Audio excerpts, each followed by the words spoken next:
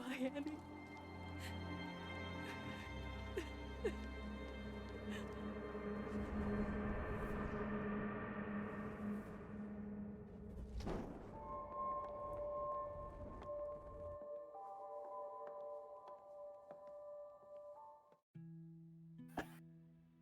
Welcome back, everybody, for our second series of the night. This time it is DPS taking on Imagine Cloud. DPS, a team looking so incredibly dominant at the start of the season, fizzling out into a 6th place finish. And Imagine Cloud, on the other hand, on the upswing after defeating Wingmen and their previous match. I am Zarathai. Joining me tonight are Jake, Frostbite, and Red Strike. Woo! Hello, hello. How's it going, everybody? Also, just to clarify, the first two bans from DPS are because they have an E-sub. They did not, in fact, genuinely ban Timo and Vel'Koz. And that's when Just Magic to provide Cloud some context. pulls those picks out. They're like, oh, we wanted to play Timo, guys. Their one ban going to be the Kog'Maw. Yeah, and we have a Xayah, Kindred, and Amelia ban. All pretty solid bans. Very strong first picks. Especially for your bad connection being what I would say, almost Xayah one-trick. Guy has a lot of games on that champion. They did, however, leave up Jordan's Amumu, something that is very dangerous to do. She has picked it quite a bit. And A staple engaged champion. Yep, very easy to pull off too. We do have the Ivern pick into it. The tree. That guy. Still very high win rate. Yeah, and in case viewers don't know, Ivern did get a buff this patch, so he's a bit of a beast in the jungle right now. You guys think the nerfs are going to be enough? I don't even know what the nerfs are, I'm not gonna lie.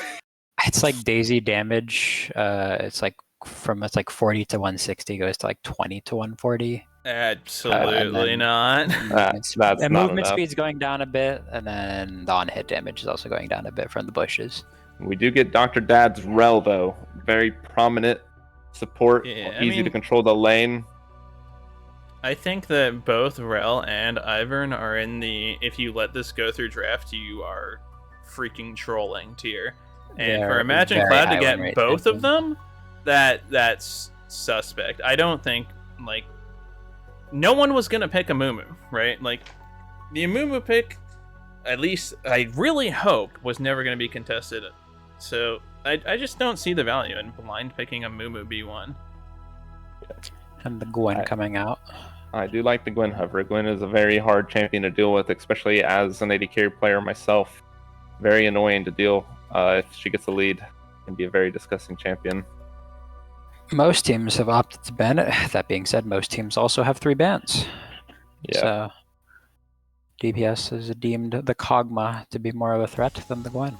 How do you guys feel about the Lulu matchup into Rel? I feel like it can be Rel favored in my opinion. It's very easy to abuse, but maybe there's some... Definitely. It depends a lot on the ADC though, because with the Tristana, if you just decide to focus that Lulu, Tristana can blow up your ADC very easily. I think that being said, it's one of those matchups where I would imagine it to be mostly Lulu favored until she oversteps.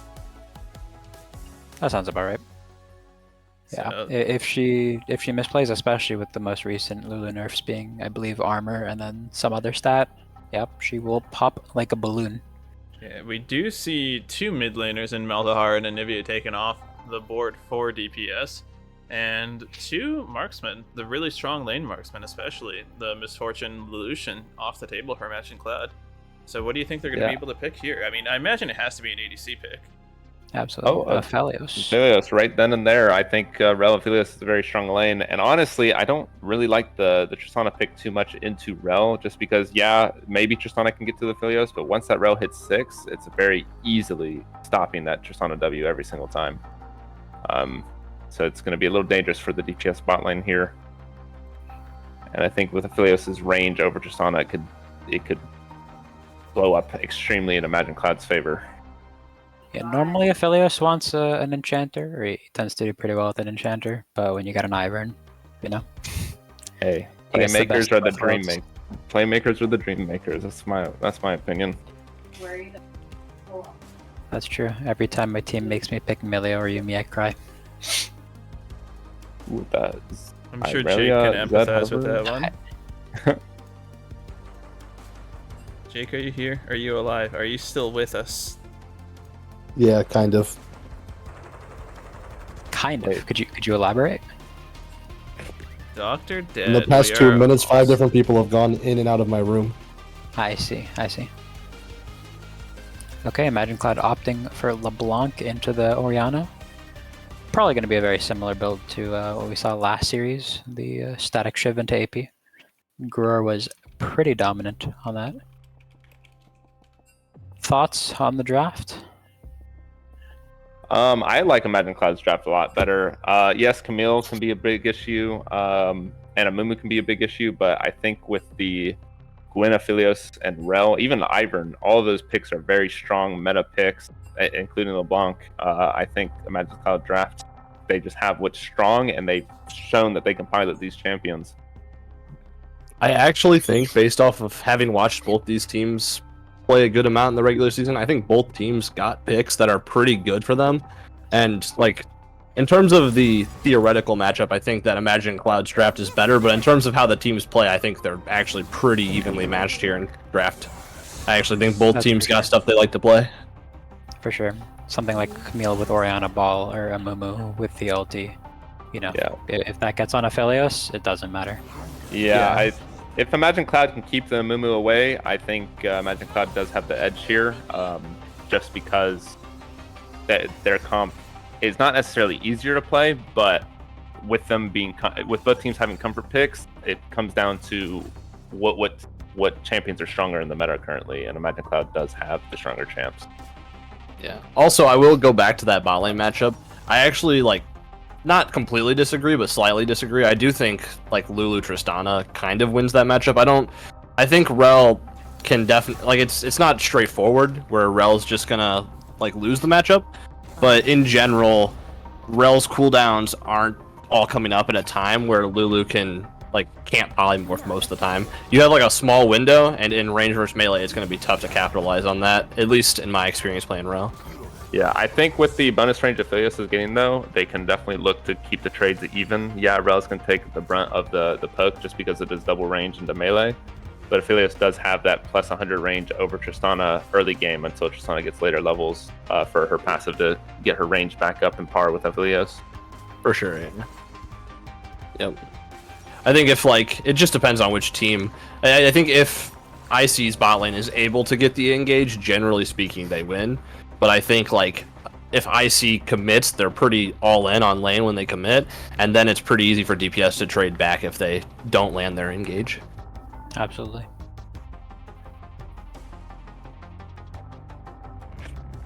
I also just think that DPS has done a really good job throughout the season of retaking team fights whenever they can, or just starting team fights. Every single member of that team is willing to go in, and they seem like a team that's pretty good about all just immediately having confidence in each other's calls. It's definitely been one of their biggest strengths.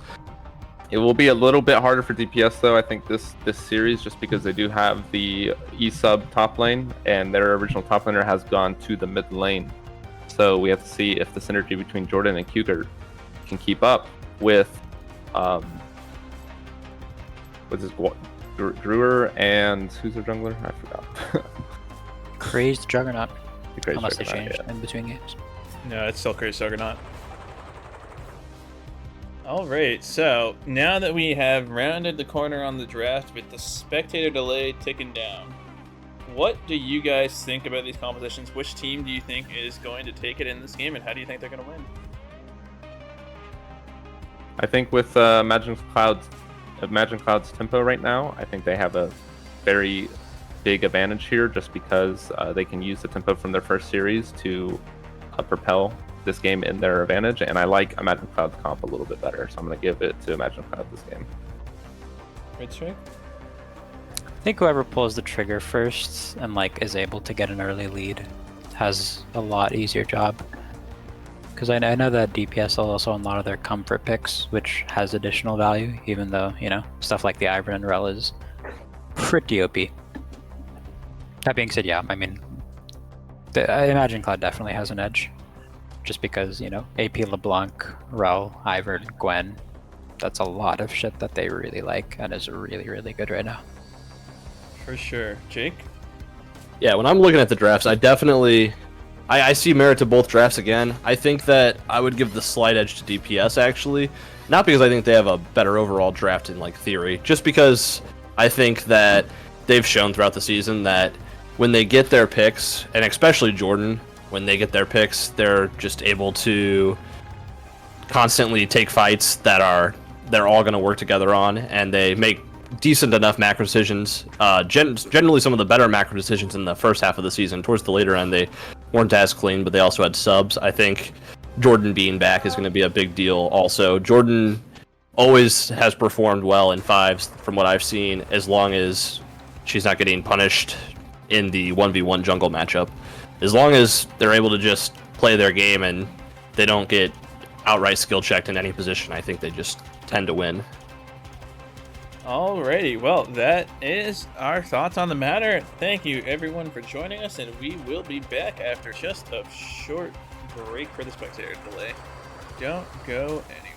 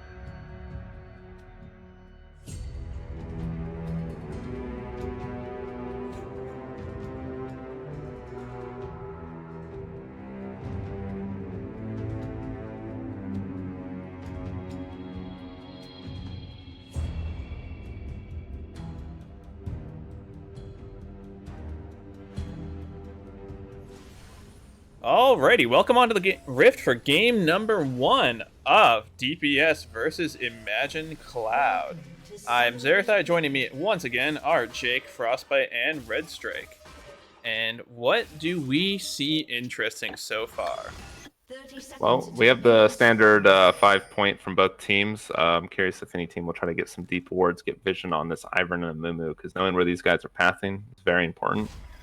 Mumu does get the vision on the Ivern, but it's not a very good ward. It's not going to really see much in terms of pathwise. I don't see teams do it too often in this league, so it doesn't necessarily surprise me, but I think, in theory, if you're Rel and Aphelios here, I think Dr. Dad should be walking into that bot lane, probably dropping a ward in the brush. It's probably going to serve useful in this matchup to have vision in that brush beforehand. We do have Exhaust and Keel coming out from the bot lane of DPS, so it might give them the advantage early game, but once we get into those late game team fights, I think Ghost from Alive is going to be a lot more relevant. when you're looking for these fights and trying to get it skirt around the edges. Yeah, I think it's fairly interesting that we see Gruer going for the AD build, but has electrocute, or not the AD build, rather the static shiv, obviously, almost certainly with the longsword start, but has the electrocute rather than a fleet footwork.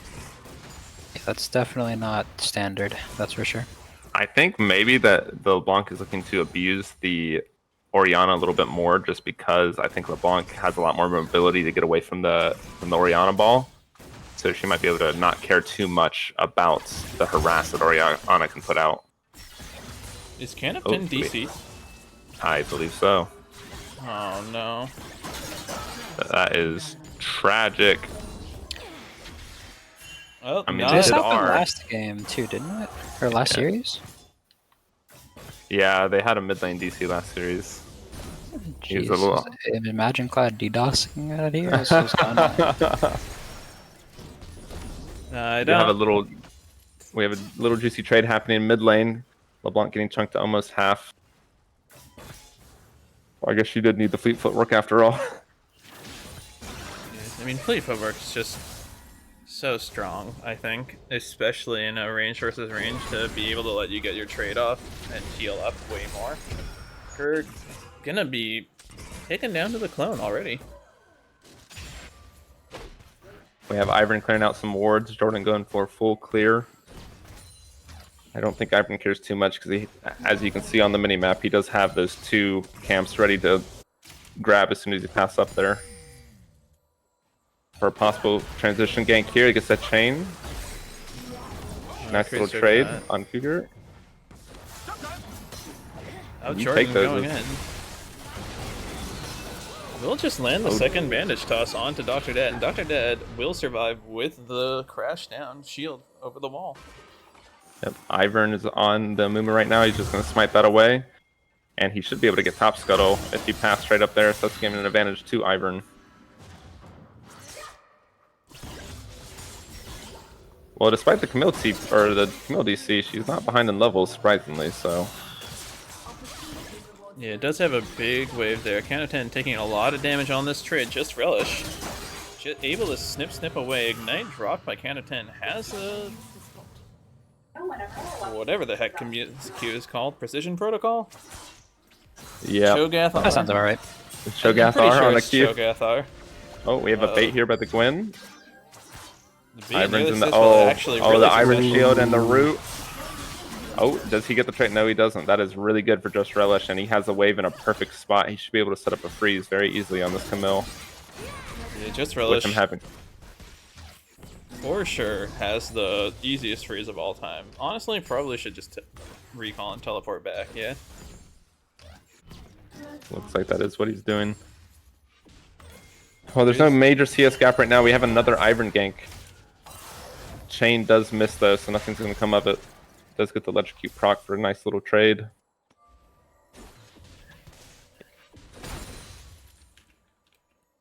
Okay, so we do see a CS gap in the bottom lane. Surprisingly, Your Bad Connection and Yulu going down a fairly significant amount, though they did take the recall. Alive and Dr. Dead have a sizable lead.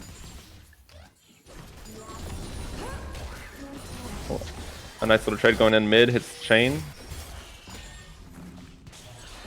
We have Ivern on the recall. So who do you think is going to get first Dragon Prio here? You think that Your Bad Connection pushing will keep them that advantage, or do you think they're going to try to gank before looking for this Dragon? I think the fact that also DPS has successfully gotten a back off definitely gives them the advantage. They should be able to get Prio. Yeah, the Mumu is going in for some wardage, it looks like. Hits the blast plant, doesn't spot Ivern quite yet. Just drop a missing ping on it. And he does see him.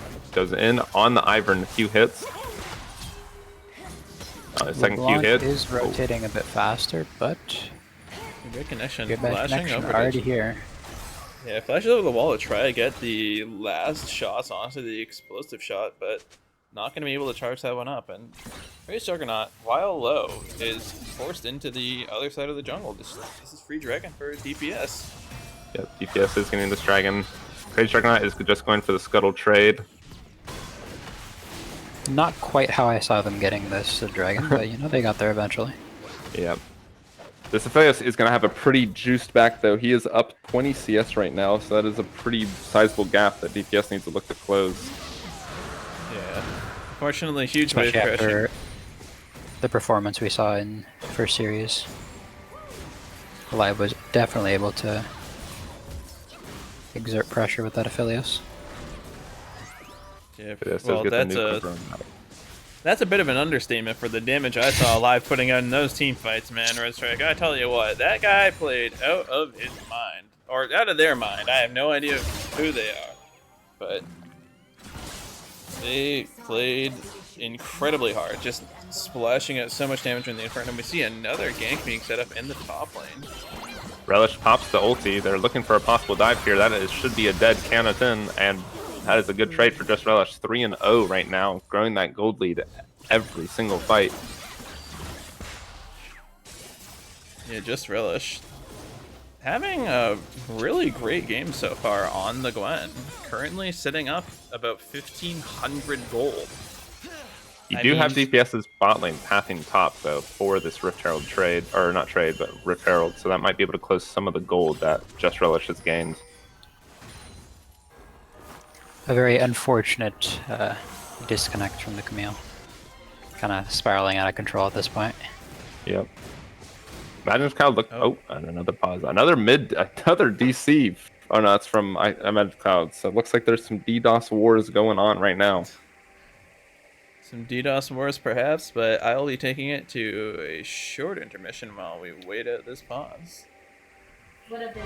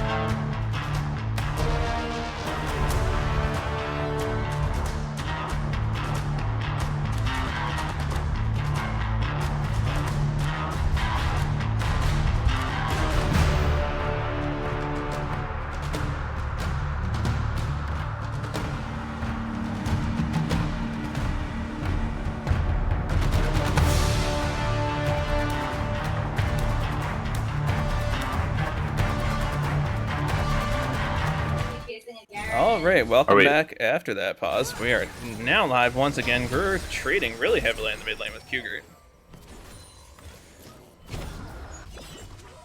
They are keeping clone. Yeah, we are keeping the DPS bot side in the top lane, so it looks like they're trying to get Camille out of this rough lane matchup that started all from a slight DC, so we'll see if Camille can bring it back despite being in a 2v1. I think this favors Imagine Cloud, though, just because I think Gwen has a lot easier time dealing with ranged champions than Camille does. They're dropping the Rift Herald top, and they're going to get... don't like this. I don't think they actually get the turret. Yeah, they're going to get... come close to getting the turret. Jordan tanking already, having to flash away. Yeah, they did get 3 plates, though. Not quite the 4th, though. I think it looks like we got 3 from Imagine Cloud top side to make sure this push doesn't turn into anything else. Yeah, I mean, they're getting a little bit of gold back in their favor, which is always good, but I just don't think that play is worthwhile. I think it's usually way more worthwhile to hold on to that Herald until you need to use it to build pressure to be able to contest the dragon, right? I think in DPS's eyes, they... Oh, wait. Got a fight happening in mid lane. A full engage on Cougar, and that is a nice kill going over to Gruer. I think in DPS's eyes, I don't think that they're in a position to guarantee a tower to get low enough for Rift Herald to get the full tower. So I think they're just trying to get the gold where they can get the guaranteed gold right now on your bad connection. That is the 4th plate picked up with your bad connection in range. So he is starting to build up that gold. Yeah, but he is down 20 CS. So he has a far way to go.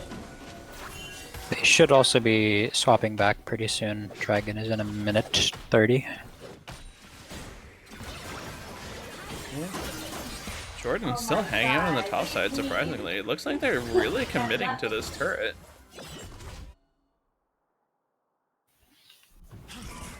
Well, Alive and Dr. Dad on the bottom side are just continuing the pressure on Can of 10, not letting this Camille step up to farm. Yeah, I mean, honestly, Camille is a little bad trade for Brewer. I think Alive and Dr. Dad can keep Camille off this wave if they play it right. We do have an engage going top side, and a dive happening bot lane, and that is a trade kill going over to both going over to Imagine Cloud. This is looking very good for them. That is not what DPS needs right now. The DPS are being thoroughly routed on the map. I mean, 30 seconds to the Dragon. Jordan is in the bottom lane, and Alive and Dr. Dead do have to take their resets. But I would imagine that this pressure... Actually, this pressure might lead to DPS getting the Dragon. They will have the bot lane there first. Jordan's already there. I think Imagine Cloud should be feeling themselves right now, and they should be walking straight to this Dragon. They'll get there in time, and I believe they can stop this. And with Brewer having that static shiv, he can guarantee the mid push very easily and rotate to this Dragon. Yep, and the rotate to the Dragon, indeed it will be. Everyone on Imagine Cloud, short of just Relish, who still has the teleport available, walking straight bot side, securing vision as much as possible to set up this play. Okay, Just Relish going on Can of 10, trying to burst, get a kill. Nope. Looks like Imagine Cloud should be starting this Dragon up soon. They definitely have the tempo right now, with a nice gold lead on Alive, being able to get all those plates without sharing them with the jungler. Yeah, Imagine Cloud hovering around the Dragon a little bit, not quite willing to start it up just yet for some reason. Just Relish taking a bit of a beating under the turret in the top lane. They have started the Dragon. They got Daisy out. Crazy Juggernaut going to use Daisy to tank to make sure they don't take any damage while they do this Dragon. So it should be an even fight if DPS decides to contest. And looks like your bad connection is backing.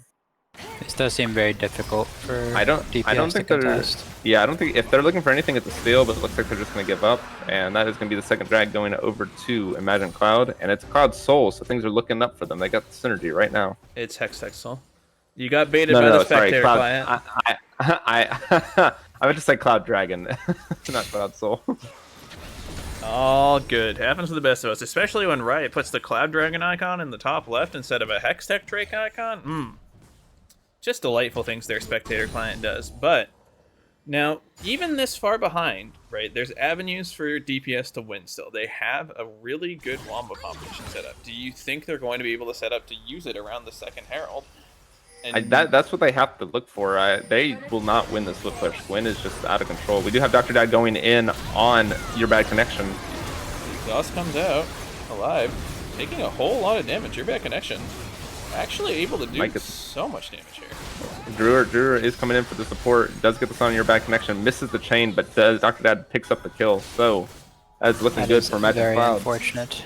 Just Relish is getting 2v1 right now, though, by Jordan and Can of 10. But they have the Iron support coming in. Oh my god, that shield! Oh, and the Can of 10 does get a trade kill. That is a nice 700 gold bounty going straight to Can of 10. What the heck happened with Daisy there? Why did Daisy just walk backwards? Oh, Crazy Juggernaut is diving, does pick up the kill. That is a nice 2-for-1 trade going to Imagine Cloud on the top side. I don't think DPS can afford to make plays on multiple sides of the map at the same time. They just get outnumbered. They went for a 2v2 bot lane and then tried to get a 2v1 top lane. They can't. They're too far behind to make everything work, I think. Yeah, I think the 2v2 bot lane was a little risky. The play top side looked good. It's just Crazy Juggernaut was there just in time to make sure that that did not go poorly for them. Yeah, and even then, we it see why arguably did Ivern go has poorly. a 55% win rate. Yeah, Ivern, his shield is just so nuts with an AP build. I mean, he isn't even building AP yet, but... I am surprised that Crazy Juggernaut is not going the Night Harvester build. He is looking like he's opting for some support items. So really putting all the pressure on Alive to carry this game. And Just Relish, so... I think it makes sense, you know. Gruer and Just Relish are going to be doing so much magic damage anyways. Ivern building more magic damage really doesn't contribute as much as being able to make the team much more survivable. But Alive, on the other hand, is going to be caught out in the bot lane. That's going to be a kill going over to your... Oh, no, Jordan did snag that kill. It's a little unfortunate, but a kill is a kill. On a little too hard. That being said, Imagine Cloud definitely getting value elsewhere in the map. Yeah, Imagine Cloud going to be able to take 2 turrets and... 2 turrets, and they should be able to get... Orianna might be able to stop it. No, they do get the third charge. That's really good for Imagine Cloud. Oh my gosh, Yulu. Jordan going to be walking straight through Just Relish, taking so much damage, pops the ultimate, not going to do a whole lot. That is a massive shockwave onto 3 people, but it's not going to be enough. Crazy Juggernaut now is rooted up in the Hextech ultimatum, but it's not anywhere near close to putting him in jail. So much shielding, so much damage coming out from Imagine Cloud. It is just looking like a rout against DPS. At this stage of the game, Camille and Orianna, just once they burn their abilities, they're not one-shotting people. It's just not enough damage. They needed the Tristana there.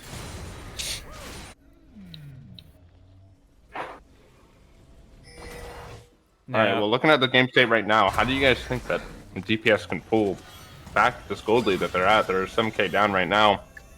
I mean, the obvious answer is to look for plays where they have the number advantage, but even then, that mid lane fight, they had almost everyone there minus Tristana, so what do you think that they can do? I think that they have to look to set up a vision trap. I think they're so far behind at this point that they can't even take like a +1 numbers fight. They have to be looking for, you know, some kind of a collapse where they're, you know, 2+ people up on however many people Imagine Cloud have. And I don't know that that's realistic against this current composition of Imagine Cloud, right? It is definitely going to be hard. It's going to be even harder for them to get the vision control just because they've lost so many towers in the mid lane. Yeah, I mean, we do see Jordan getting some critical vision around the Baron, spawning in 2 minutes time. Now, with the dragon coming up, this will be the 2nd dragon for the side. Oh, hold that. Looks like DPS is giving this, except for Quagert, who has unfortunately overstepped a little bit. Yeah, Quagert just not really respecting Crazy Juggernaut, I think. I don't know. It's really tough for DPS in this game. They need to be able to find a pick. I think they just need to go try and 4-man this Gwen, but Just Relish probably knows that they're the only avenue for DPS to pick on at this point in time, and is gonna rightfully walk under their turret. But that is the ultimate dropped by the Amumu, though. That will be Just Relish going down. Your bad connection. Going to be picking up the turret as well. That is the kind of plays that they need to be looking for, those 1v3, the 1v4s. objective bounty and the normal bounty, that's a lot of gold. It's a lot of gold, but Dr. Dad and Alive actually just going to be able to break the mid turret in exchange. Well, at this point, if you're DPS, you take what you can get.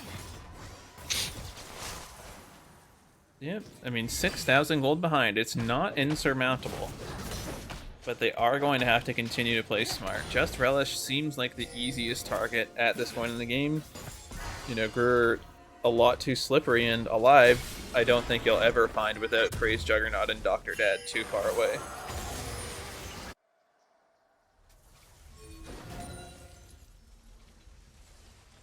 We'll have to see. Maybe if Imagine Cloud go for a questionable Baron play, that might be another way DPS gets back into this. Yep, if Imagine Cloud take a very overzealous Baron, DPS absolutely has the tools with the Curse of the Sad Mummy and the Shockwave. You know, it's still possible, but they're going to need to tighten up their play.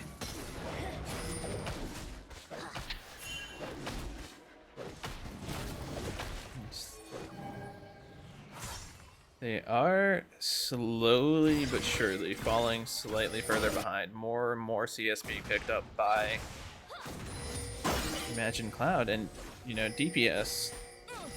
Unfortunately, Can of Tin is just not really achieving anything on the Camille. Maybe it was bad luck. All started snowballing from the one disconnect in the early game, but stuck at just the Trinity Force at this point in the game. Yep. We got Imagine Cloud looking like they're starting up the Baron, so it might be a little hard for them too. Once they can secure this Baron, it should be pretty easy to push these side lanes. Dr. Dad looks... It's going to be able to find Dr. Dad, but Brewer is doing a good chunk of damage to Cougar. And Dr. Dad with the Crash Down, not taking a whole lot of damage in exchange. That is Daisy going down. Crazed Juggernaut has a big cooldown, no longer available for the next, minute and a bit. Is there anything that DPS can do proactively at this point, do you think? I think everything that the only proactive play they can look for right now is number plays. Oh, we do have a fight breaking out. I think the only thing they can do is look for number plays, but they cannot send numbers down to answer the Gwyn, because as soon as they do, you know for a fact that Baron's gone, Yep. They just have to rely on Can of Tin to hold the push while they gather gold from waves that are pushing into them. Can of Tin going in with the Ignite. Just Relish has the Snip available and the Flash to secure it. Can of Tin uses the Hextech Ultimatum and gets thrown into a jail of her own. And this should be all of the pieces necessary for the side of Imagine Cloud to be able to start up this Baron. Just Relish will be able to continue pushing until someone matches, and if no one matches, then it's just free turrets. And it seems like they're conceding the Baron and the turret? Yeah, Dr. Dad was doing a great job at zoning them there, and I think DPS realized that they can't take that fight. So they're going to go try to see if they can pick up a kill on Just Relish. Oh, Relish does get chunked, but... Gwen is not immune enough, it would seem. Well played by Cougar to be able to finish off the Gwen there. Yeah. But that is, another inhibitor turret and the Baron going down. And unfortunately, no bounty on the 7-2 Gwen somehow. I'm not too sure how, but... She was already shut down before. Yeah, she had only picked up one kill since the previous shutdown. Can of Tin looking for Alive, does not have the Hextech Ultimatum. Alive does have the Gravitum, will be able to root up Can of Tin. And the fact that the Camille is the same level as the ADC is not what you want to see from DPS right now. Oh, that's rough. Wait, is Can of Tin building... What is Can of Tin building? What does Vamp Scepter build into here? Bork? No, it's not. I don't know. It's not Hydra? Bork. I think it has to be Hydra. Yeah, it has to be Hydra. If it's not Hydra... I mean, Hydra in itself is troll just because of how behind he is, but if he's building Bork, that's even more troll. Does Vamp Scepter build into, what's that shitty bruiser item that lets you ignore 30% of damage for a while? Death Stance? Yeah, no, it doesn't. Not anymore. Not anymore? Okay. I know they've changed the build path for that item like 3 times in 2 patches, so... That's true. DPS probably forced to concede this dragon. Yeah, DPS. I mean, at the end of the day, giving this 3rd dragon means that it's less time for your opponents with Baron to be on the map. So... It's not Soul, you still have time to make up for it, but Jordan going to be looking for the pick onto Dr. Dad. First Banish Toss land, Curse of the Sad Mummy solo onto Dr. Dad. Dr. Dad not taking a whole lot of damage, not a whole lot of people to follow up on it just yet. The Moonlight Vigil goes wide, but Just Relish in there with the scissors. Slowly chipping away. Can of Tin goes all the way in, it goes all the way out in short fashion. Big shockwave onto 4! Dr. Dad just barely surviving though. And that's nobody dropping, and that's a really... I mean, it sounds sarcastic to say, but it's a really big win for DPS that they were able to buy that time and waste all these Barons. Yeah, that's true. I don't like the... Yeah, I don't like the solo Amumu ult on Dr. Dad there. yeah, it might be a pick for you, but Doc Dad is just so tanky. I felt like if you had that before once the fight broke out, that fight goes completely different with that Orianna Shockwave. Yeah. With it, if Jordan was able to follow up with the Curse of the Sad Mummy after that Shockwave, I think that fight looks entirely different. So Yeah. maybe But feeling a little pressured to make the play as fast as possible at this point in the game. But again, That's true, really they'll good take what heads they up can play. get, yeah. Sorry to keep cutting you off. No now, problem. Red Strike, where do you think DPS can find the next play? Right? It seems like they're really doing a good job of abusing pockets of vision and finding those plays in jungle corridors. Do you think that IC is going to tighten up and try and make sure they have the vision and they're not taking information disadvantage plays, or do you think that DPS is going to be able to continue looking for it?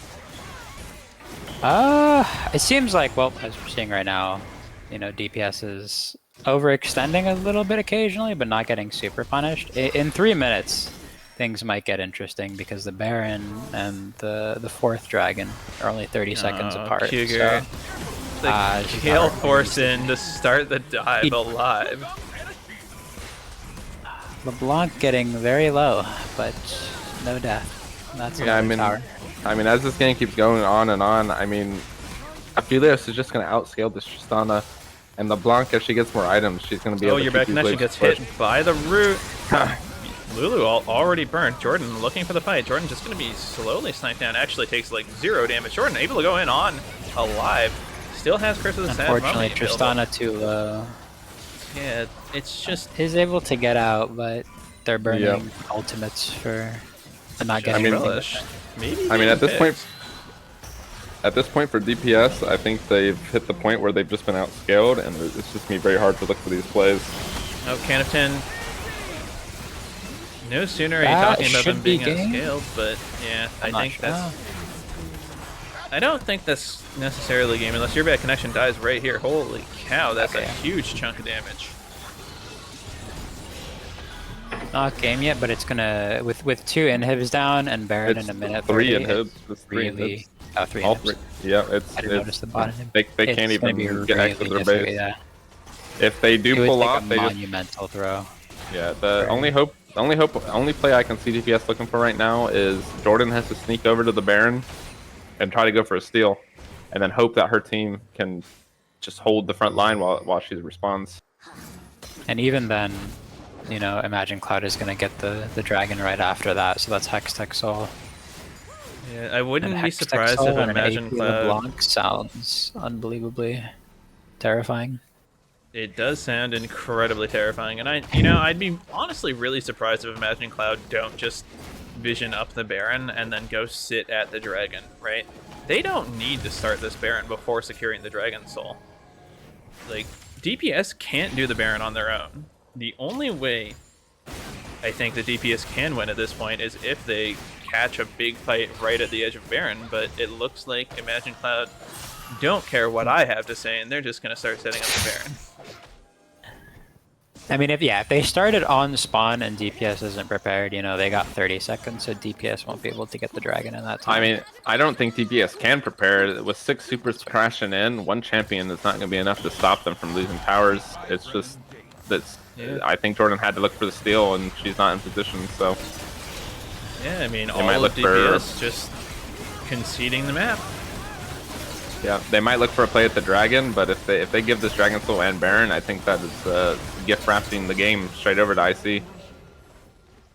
Yeah, I don't think I've ever seen a team win with 3 inhibs and Baron. It would take quite the throw from Imagine Cloud to change that. 10k gold lead, Hextech Soul. What, you didn't see, oh god. Was it T1 or Gen G somewhat recently? I think they won from having no Nexus, like literally 0 structures other than Nexus. Just won a team fight at their Nexus and then won the game. It was insane. How far in the game was that? That was like 40 minutes. Yeah, Okay. I think DPS just has to look for a Hail Mary play here, and they have to fight before these supers start hitting the base, because once those supers hit the base, it's nothing they can do. Yeah, Imagine Cloud actually making a tactical misplay. Canna 10 going in already, doing a whole lot of damage to Alive. The Ignite comes out Alive, doing so much damage to this. Shockwave kills Alive with the Crystal Sad Mummy, but it's not quite enough just yet. Just Relish taking a whole lot of damage. Dr. Dad going to be able to knock around the Orianna Cougar. Going down, Jordan still alive though. Dr. Dad going incredibly low. And Your Bad Connection doing so much damage in this fight. Gets another one for DPS, and that is going to be that's DPS. exactly what they needed. That is what they needed. Yeah, they need a Camille ulti into like Orianna Amumu ulti. Yeah. They did lose both their Nexus towers though, so now this threat of a back door from either Just Relish or Gruer is just so much more relevant, and they're just gonna have to give everything in terms of objective wise that's neutral, just to make sure that they can keep this game alive. And to really break down how that play happened, right? It's that Imagine Cloud felt really overconfident in themselves. They did not do their homework. They didn't get the top lane pushing with a Baron. They didn't get the mid lane minions in there with Baron. They just stacked 5 bot lane and walked it in against a team that really wants to fight a 5-stack. Yeah, I think what DPS needs to look for now is just keep these supers out of the base, so there's no TP shenanigans going on. And once this once Elder spawns, they need to look for a fight there, and maybe leave one person back to make sure there's no TP plays happening. And maybe Jordan can look for a steal. I mean, my concern with that is that if you only leave one person, right, Gruer is just going to double distortion over the base walls, drop a ward, Just Relish teleports in, and then Gruer and Just Relish can. I mean, well, you have the Can of 10 and Cougar TP answers, so I think as long as they're playing in the right area, they can always TP to answer whatever backdoor they try to do. Is also almost 3k, or 2k gold up from Alive, so if DPS want to win the fight, they CC set up for the Tristana. That's probably the best way they have to win. Yeah, it's definitely playing through Your Bad Connection. Such a critical member in the last fight. Gruer looks like going to be respecting the ball this time, not going to be letting himself get picked off. And Just Relish pushing in the bot lane. Imagine Cloud playing a lot slower this time. Yeah, they're splitting. Yeah, they're splitting the forces of DPS, and that's exactly what IC needs to look for. Oh, Just they Relish. Gotta respect this Just Relish. They can't go this deep on Alive. Just Relish can Just Relish and Gruer are just ending the game, and Alive doesn't even die. Yep. They needed to not do that. They had to give all 3 inhibitors there and look for a fight where they're all grouped on the Nexus. Unfortunately, that will be game 1 going the way of Imagine Cloud, and what do you think? What do we expect DPS to do differently coming into game 2? I think that it was a little unfortunate for the Camille DC that just gave Gwen such a lead, so hopefully that doesn't happen again. And if they can shore up some of those early game fights and not give these leads over to IC, I think the games will be a lot closer. And I'm giving my props to DPS. They started coming back in those last few fights. Like that huge fight and the first base fight they had was very huge for the Cougar to Orianna and Your Bad Connection to Tristana. So I think that they definitely can bring this game or bring the series to a game 3 with this next game if they just shore up those early game fights. Yeah, the early leads from Imagine Cloud were a little bit too much. I mean, if you look at these damage charts, despite Camille being that far behind, there's only 5k damage behind the Gwen. So it's not like they were completely out of that game. It was just DPS or IC just had too much objective control because of the slight the disadvantage from the top lanes.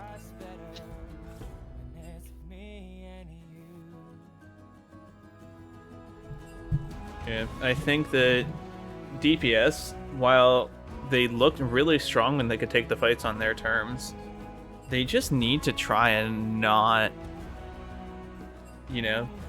explode completely in the early and mid game. They also in the mid game got caught out a lot. There were a lot of in the side lanes where Ivern just kind of walks up.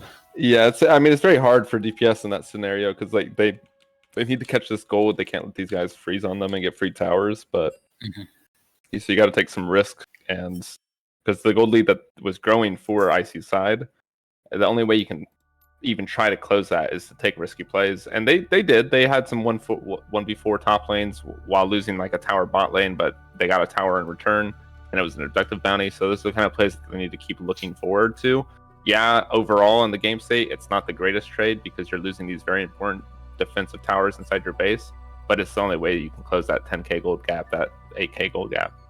So I don't think that DPS played that poorly. I think the slight disadvantage they had, they still came back and made it a very competitive game. I just want to point out the gold difference between Gwen and Camille is the same as the damage difference. It's about a 5,800 gold diff and damage diff. Yeah. Okay, that's really funny. Okay, funny stats aside, we will be taking it to a short break while we wait for game number 2 to get underway. Don't go anywhere, we'll be right back.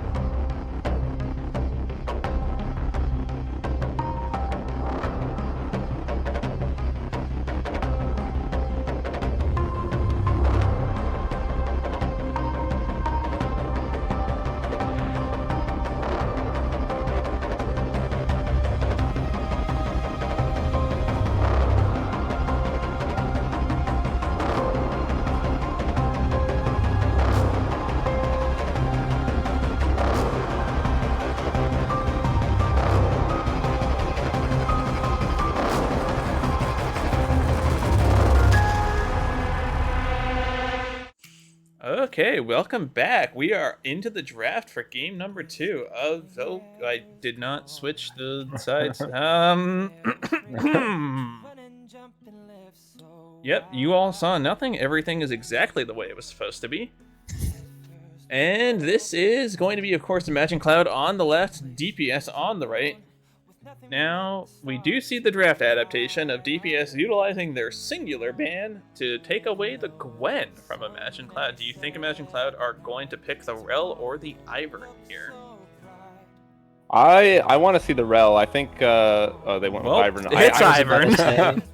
I personally think Rel, like Ivern is very strong, but I think Rel is just so disgusting right now. Nico and Rel are just on my permaban list, in my opinion. Ivern can do a lot, but Ivern can also be punished very easily in some cases. So the reason for that is because I know DPS's support is much more of an enchanter player, so the chance that they take the Rel is very, very low. True. We do have a Kog'Maw pick from the DPS, so they're putting all of their faith into your bad connection, which is a very good idea. He had a fantastic game yesterday, or not yesterday, last game. Just even despite having that huge gold deficit, he was still pumping out the damage. So I think Kog'Maw on your bad connection could be very good for the DPS lineup.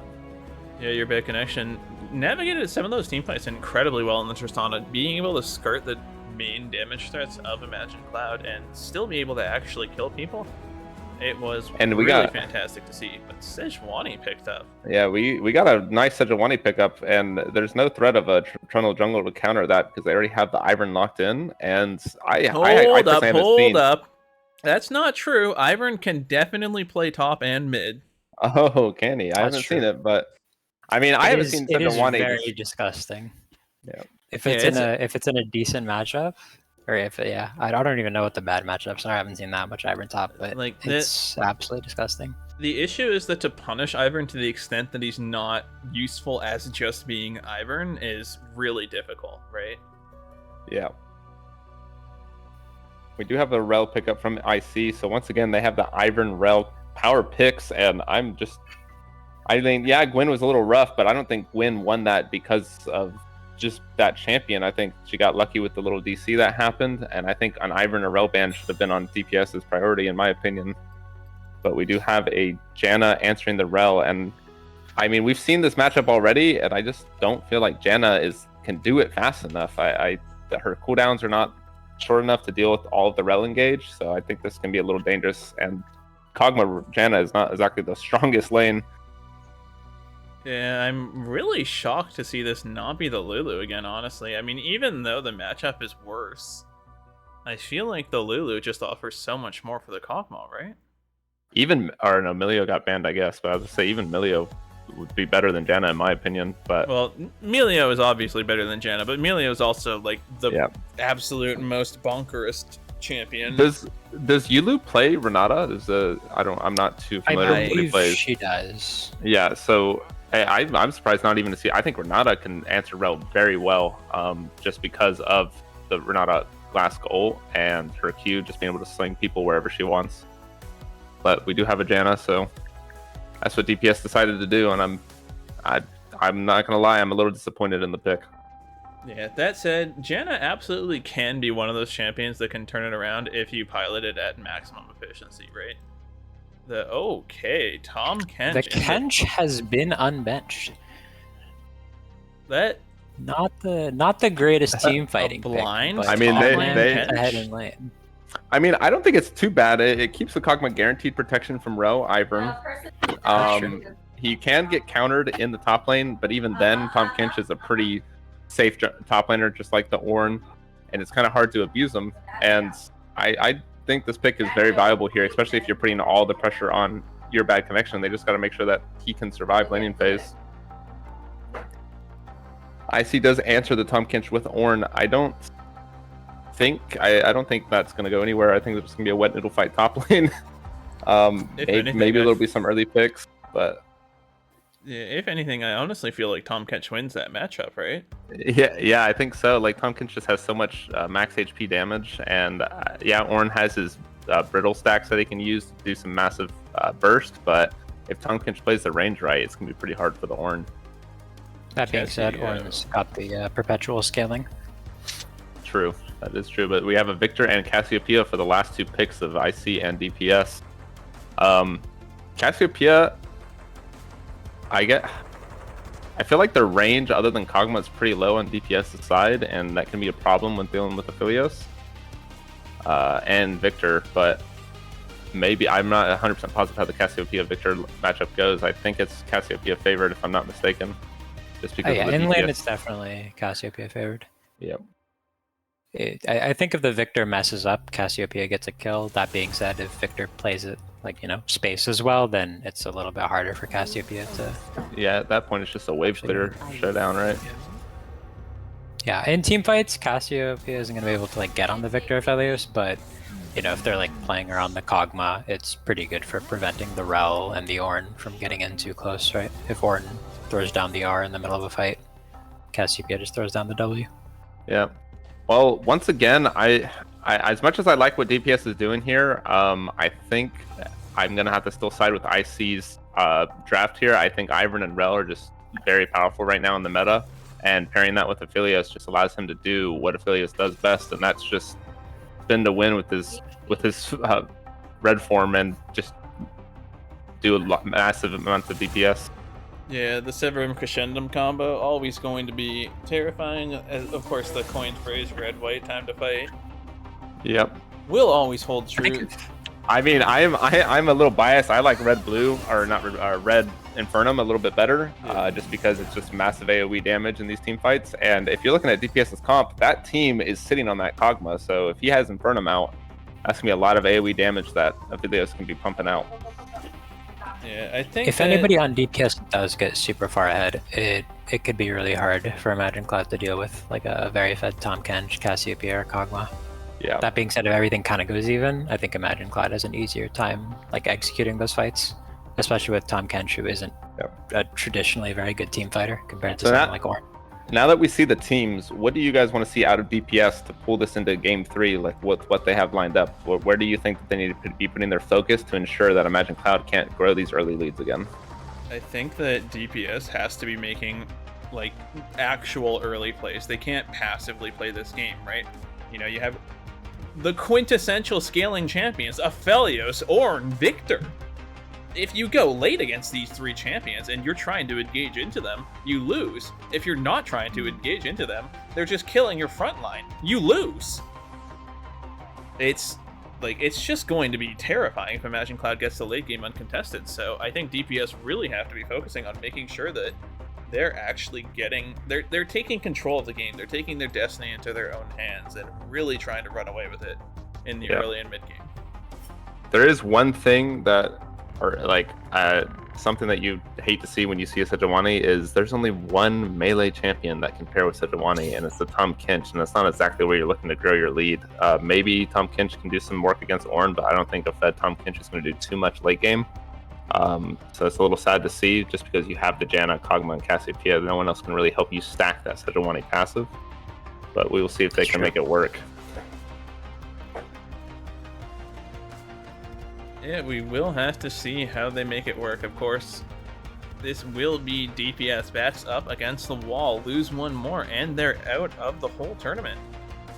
Now, Red Strike, where do you think this game is going to go?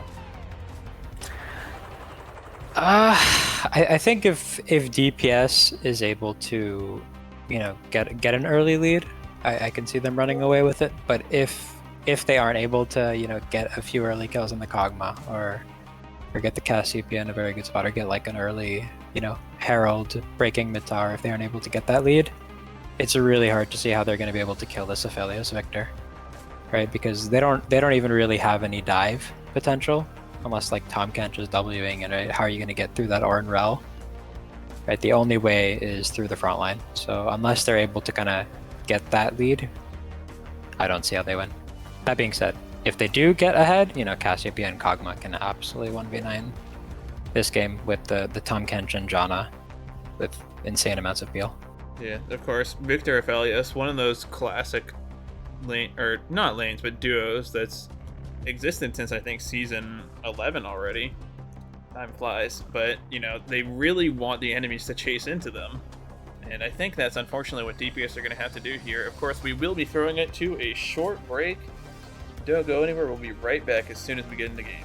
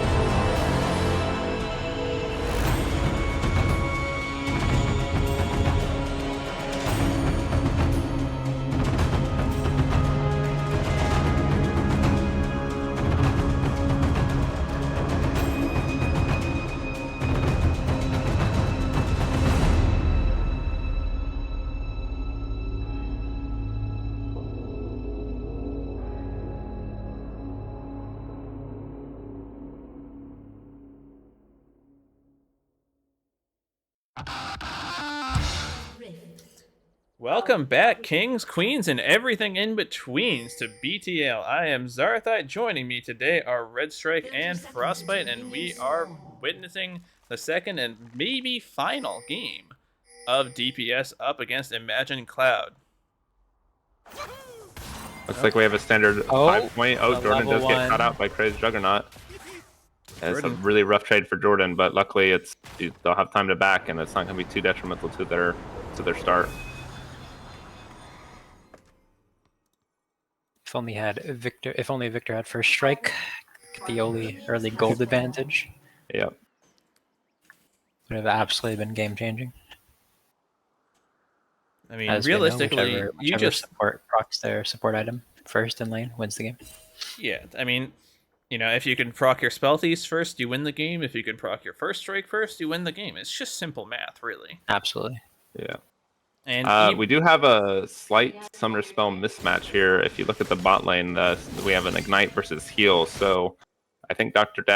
or Imagine Cloud's lane is going to have the slight advantage when it comes to these fights, just because Ignite is just a straight counter to Heal. It is counter to Heal, but the Heal, of course, will splash over onto 2 targets, so... Or, I guess, 1 additional target. Boy, I sure could have picked a worse way to say that. Yeah, your bad connection just vomiting right up onto the Aphelios and Rel already. As Kog'Maws do. Nothing too crazy is happening in this early game. They have some pretty standard clears for the Ivern and Sejuani. Looks like they're both going to be pathing down to that bot lane, so you'd already know that they're going to be trying to get their hyper carries fed. I have a nice little trade going for Gruer in the mid lane. Okay, Live and Dr. Dead take 2 first and try to make the most of it, but not going to find anything just yet. Now, this is interesting, actually. I do see that Alive has opted for Call, whereas your bad connection has the Doran's Blade. What do you guys think of this one? I think it's not ideal for DPS. I think you already know that this lane is going to be very farm heavy just because of the nature of the 2 champions, and I think not having Cole is a pretty big disadvantage here. Looks like we have a fight going out in the bot lane. Going out in the bot lane, Yulu is able to knock up Dr. Dad. Dr. Dad slowly going to be walking his way out, but Your Bad Connection just continuing to do a lot of damage with that Ghost and the W. I think Your Bad Connection should have flashed there to secure the first blood. That was a guaranteed on Dr. Dad. He had no flash. And you already knew his W was down. Oh my gosh, Yulu flashes out of the way. Almost killing Your Bad Connection. Dr. Dad falling so incredibly low. Crazy Juggernaut going for a little bit more trade damage, but may have overextended themselves. Jordan now in range gets the flash into the Winter Assault. Alive having to flash out as well. Has the Gravitum to root up Jordan. So no trade kills just yet. But a lot of summoners absolutely everybody's flash. Yeah, I think. I don't know. I feel like if Your Bad Connection is playing a little bit more aggressively there are some free kills going over to that Kog'Maw, and that is exactly what you want. But I mean, no trade kills happened thus far, and they do have a very good back happening. Just Relish. Oh, barely dodging out of the Abyssal Voyage. Wait, is that what that's called? That is gonna. Yeah, yes. I think so. I'm losing my mind. Ornn is gonna have to TP back to lane, or else this wave is just gonna slow push into his opponent. Oh, there it is. Jordan, yep, you got seen. Yeah, definitely is aware about being seen too. Yep. We have a nice equal scuttle trade happening for both sides. Sejuani getting the bot scuttle, whereas Ivern got the top scuttle, and looks like they're both just matching each other for step by step into these ganks.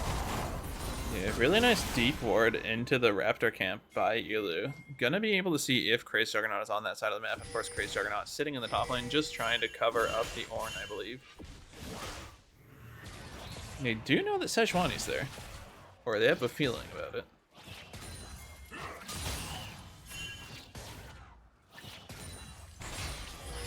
Teleport. We have a Dark Steel coming out here for Yulu, and I don't know if that's exactly ideal here, because it doesn't look like this is going to be turning into too much of a bloodfest based off the comps that are being built here.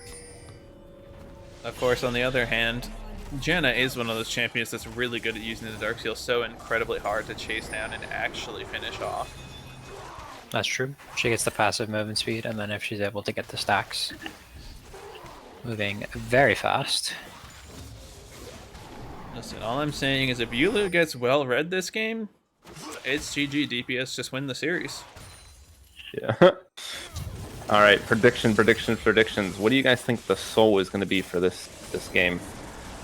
It's Cloud first. I think we're going to get a Mountain Soul, because that would just be the cherry on the cake for both these compositions. I'm going to go with a Hex Tech. Just because I remember in my game last week. Okay, Cougar going in, trying to finish off Gruer, is going to drop a whole bunch of damage. Gruer forced to use the Chaos Storm. Cougar retains the Petrifying Gaze, though. The HP bars are pretty similar. I mean, neither of them have PP. That being said, Ivern is here, so if Quayer goes for a little bit too aggressive of a play. Just Relish just keeps trying to build an item right in front of Can of 10, and it's just constantly getting punished for it. Yeah, Jordan now being seen in the river. Crazed Juggernaut will actually be going to flank Jordan. Jordan having to fight her way out through Dr. Dad. Dr. Dad is, on the other hand, leaving alive alone in the 1v2. Your Bad Connection getting just a single auto attack on in trade. They do secure the scuttle for Imagine Cloud's side, and we do have a little bit of a CS gap happening in the bot lane. It's almost up to 20. Yeah, just Relish getting chunked out by those tongue lashes top lane. It's really painful to play against that champion, I think. It is. Just get licked over and over.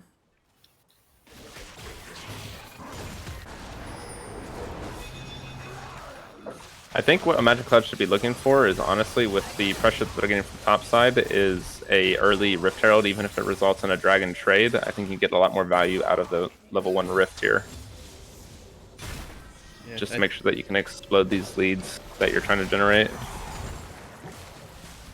Just Relish doing a pretty good job of skirting just outside the danger range so far in this lane. Can of 10 just needs to position his W a little bit more forward, I think, and he catches him. Yeah. He just hasn't quite picked up on it yet. Oh my gosh, another lick. The licks don't stop until the Nexus is destroyed. I thought you were going to say until we get to the center of the Tootsie Pop. That would have been good too. That would have been good too. Now, so far, neither team seems to be playing especially proactively. Just Relish, okay, I think actually just dead here. As the ultimate Can of 10 does. Let's not. Oh, wait, no, doesn't have the ultimate. Wait, what am I saying? Brewer having to flash away Jugert, doing a lot of damage. Yeah, if Cassiopeia is able to land an E on the Victor, it's very difficult. She gets the enhanced movement speed, so she can just run through the gravity field. Yeah, being able to slide right on through there. But, you know, CS leads 15 in the mid lane, 20 in the top lane, 10 against Your Bad Connection, actually falling behind on the Kog'Maw at the moment. And with Kog'Maw not having that coal, that CS lead means even more, just because, you know, as soon as that Aphelios gets to 100 CS, that's basically a kill's worth of gold going straight to him. Yeah, currently a 400 gold diff between the two marksmen in the bottom lane. And Jordan, sitting down here, is trying to either cover or... I assume just cover. I think they're just going for the dragon. Maybe covering, going for a drag, yeah. Ivern has started up the Rift Herald. I don't think that they know that he's there. If they don't catch on that Ivern's in this Rift Herald, that's a free Rift Herald with no trade of a dragon. Wait, Jordan hasn't started the dragon yet? Oh my gosh. Ooh, I don't think they know. They didn't have vision on the Ivern. Yeah, they don't know. Jordan is sitting in the mid lane trying to find Grur, overextending a little bit. And Grur has been prone to doing that so far in this lane. Oh, Can of 10, just so threatening.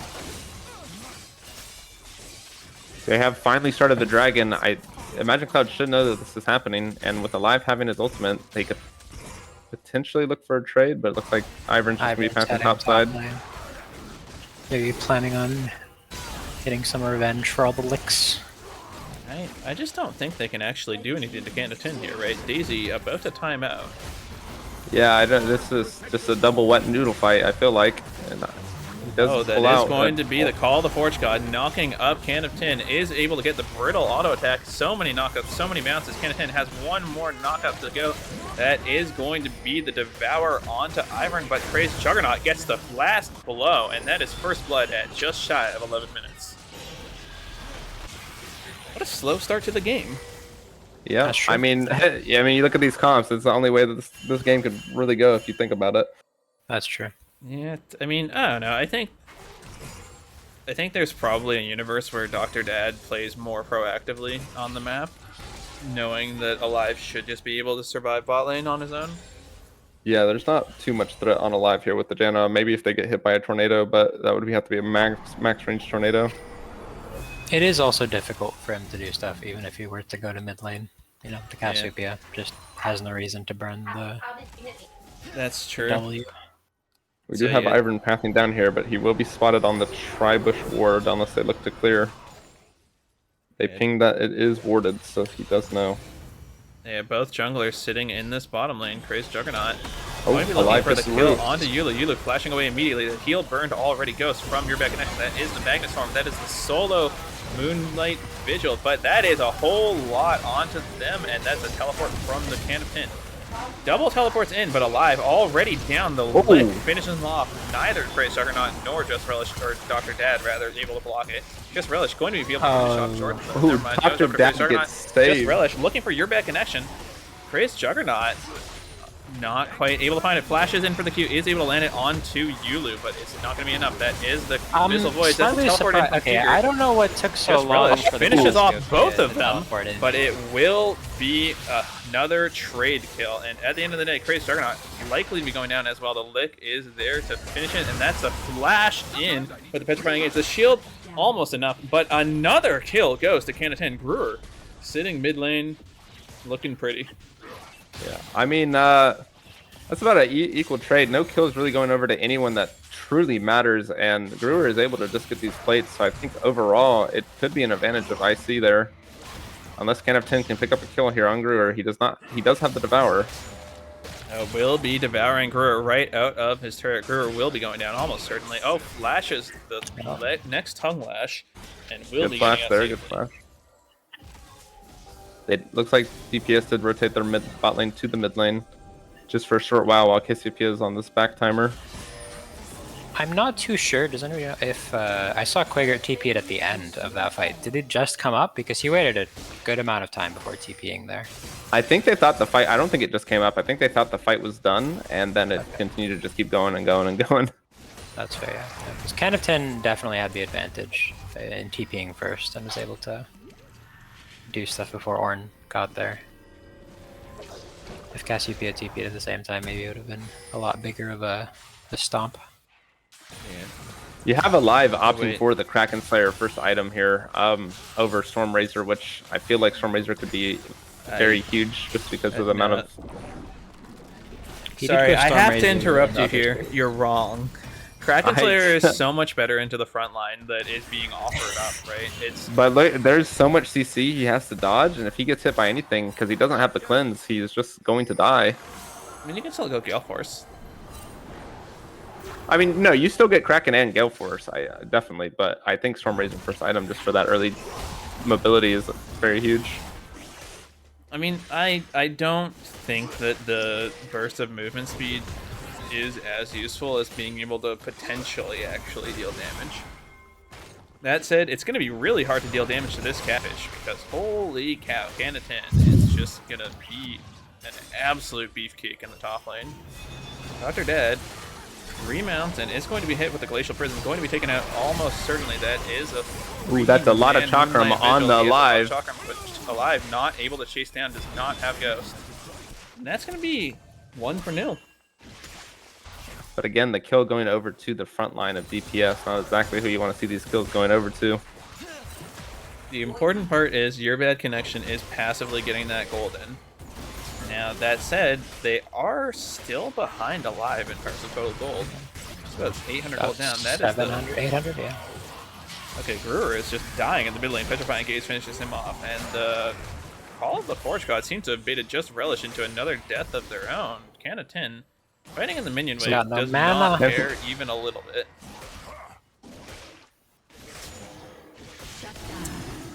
And that is a shutdown going over to Conkinch. Yeah, and DPS is able to pick up Dragon 2. DPS for sure taking a commanding spot at this point in the game. Definitely making a lot more plays and having a lot more success. Anderson actually going to be getting the top turret off that. It is the Chemtech soul. None of us were correct. I believe you guessed Mountain. Yeah. Listen, Chemtech soul is just budget Mountain soul. If That's you fair. really, if you squint and like stand 100 feet back, it's basically the same thing. Oh, we do have a gank on Cougar here, but a TP. The TP from Can of 10 to save it. Crazy Juggernaut just dies? Oh, another kill on the Can of 10 though. This is a 5-1 Tom Kench Heart Seal, not procced a single time yet, but I think he just completed the item. So. Yeah, he just completed the item. Oh, double ward over the wall. That's synergy right there.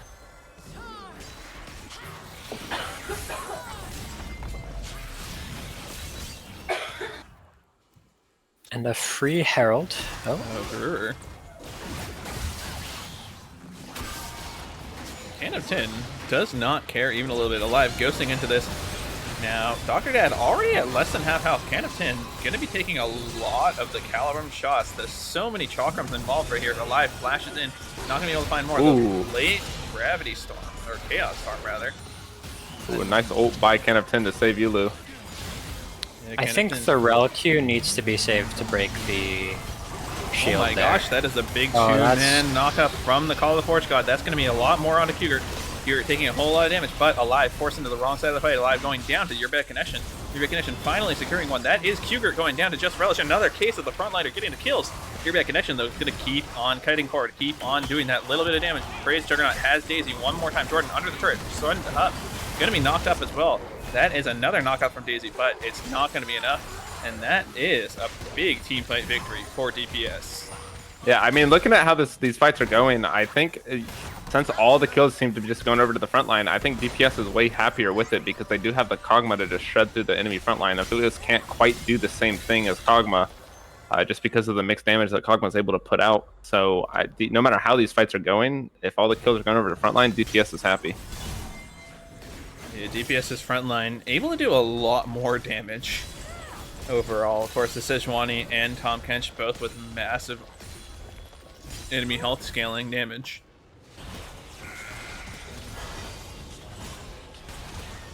And, you know, Alive, again, as you said, Impact, not Kog'Maw, will rely on actually finishing up the second and third items in order to be able to deal damage in this game. And I don't know if this game is actually going to be able to make it there for Imagine Cloud.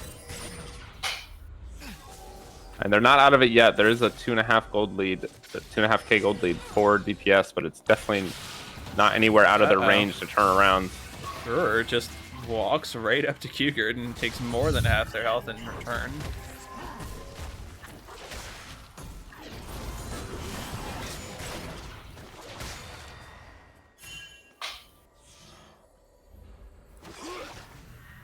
We have some small trades going in the tops, or I guess bottom side of the map now. And I mean, Can of 10 is just going to be able to keep the pressure up. I just Relish cannot keep up with the damage and sustain that Can of 10 has. They do drop the Rift Herald mid. Rift Herald goes down mid to no great effect, just a bit more chip damage on the mid turret. Just Relish slowly potentially losing this bot lane outer, but Can of 10 is just going to continue chipping away at Just Relish. Does not care even a little bit about the turret. Of course, the longer that the turret's alive, the more he can farm those Grasp and Heartsteel stacks without overextending. For sure, Brewer now. This is not where Brewer needs to be. I don't know how that happened, but it shouldn't have happened. Trying to walk going to away, die here. not quite able to. Okay. Can of 10 did get the tower bot lane, so that is more gold going over to the side of DPS. The gold lead has now grown from 2.5k to 3.5k. Yeah, nearly 4,000 gold the lead for DPS at this point in the game. Your Bad Connection making use of both the buffs spawned by the jungler. And, you know, it's getting really scary, right? Janna has Echoes of Helia. Presumably she's working on her Ardent Sensor. Yeah, and on top of that, Your Bad Connection has 2 levels up on Alive, so that's a lot of damage that you're gaining from just level stats that Alive does not have access to. He did just level up once, so he's only down 1 level, but being down levels at all is just a little tragic for them. Yeah, being down levels is really challenging, especially, you know, it's because of the fact that they're not able to stand on their own, but it looks like there might be a fight bringing out Daisy already summoned up. Going to be taking a whole lot of Daisy going down. Jordan, that is a big call of Forest God, though. It's going to strike through absolutely nobody as he gets knocked up by the tornado. That is a stun onto Jordan. The Magnet Storm does absolutely very little. Can so tanky. That is a whole lot of shock arms, but Your Bad Connection is able to finish off the Thorn. And that is just going to be a 1-for-1 so far. But it is slight advantage DPS. DPS did lose their jungler though, so they can't force the dragon anymore. Can of 10 though is going to take the recall. Oh, recall not interrupted by the Caliburn Q. Can of 10 has the teleport. Will they be able to teleport behind their teleport to the bot lane instead? And that is going to be the side of... Ornn is about to be up. He does have TP. They can get here and force a 5v4 before Jordan's able to get back into the fight. And there it goes down. Yeah, the TP is coming in. Jordan now on her way, running in from a distance. But that's a flash engage from Rel. Dr. Dad doing a whole lot here. Just Relish able to engage, but not able to survive very much of this Kog'Maw's damage. Your Bad Connection doing so much already. Q-Gert just taking a chip, and Jordan walks right into the 4-man squad. I mean, Alive has very bad guns right now. This is not the guns you want to be fighting this team fight in. Yeah, Alive cycling through the guns does have the Infernum now. Jordan taking so much damage. Qgert able to get a whole lot of damage onto Brewer, though. Brewer going incredibly low. That is a big Petrifying Gaze onto 3. Can of Tin going to be able to go in. Oh my gosh, that's a double kill for Jordan. That is another bunch of kills going over to the side of DPS. And a 5 for nothing. That was about a 3-minute drag or 5-minute dragon fight right there, and DPS is able to pull it out on top, and that is just, quite frankly, I think with that fight alone, it is looking dire for Imagine Cloud because they just don't have the DPS to keep up with Kog'Maw and Cassiopeia damage and these beefy front lines that DPS has right now. Yeah, listen, I think. Oh, what were you saying? Yeah, I'd love to continue talking, but I think I just need a little bit of a break. So, Red Strike, that's fair. Tell us what's happening and why. Okay. Well, they get the Baron, they get the Dragon. I think what was a 2.8k gold diff is now what 8k, yeah. So sizable difference. I do think the Rel misplayed a bit in the fight. Rel went for the flash W onto the Tahm Kench alone and wasn't really able to get onto it. I feel like when you have that flash WR, you should be trying to get on the back line, especially. It's very hard for a Janna to react if you have the flash. But going onto that Tahm Kench, he literally does not care. I think if Alive has LDR, which he should be building 3rd, then maybe they can force a fight starting on the Tahm Kench and play front to back, but he just didn't have the tank shredding items to really start that fight on Tahm Kench. It was just poor target selection by Dr. Dad, and he couldn't necessarily reach the back line, but I mean, if Ornn can, Rel should have 100% been able to get back there with Ornn.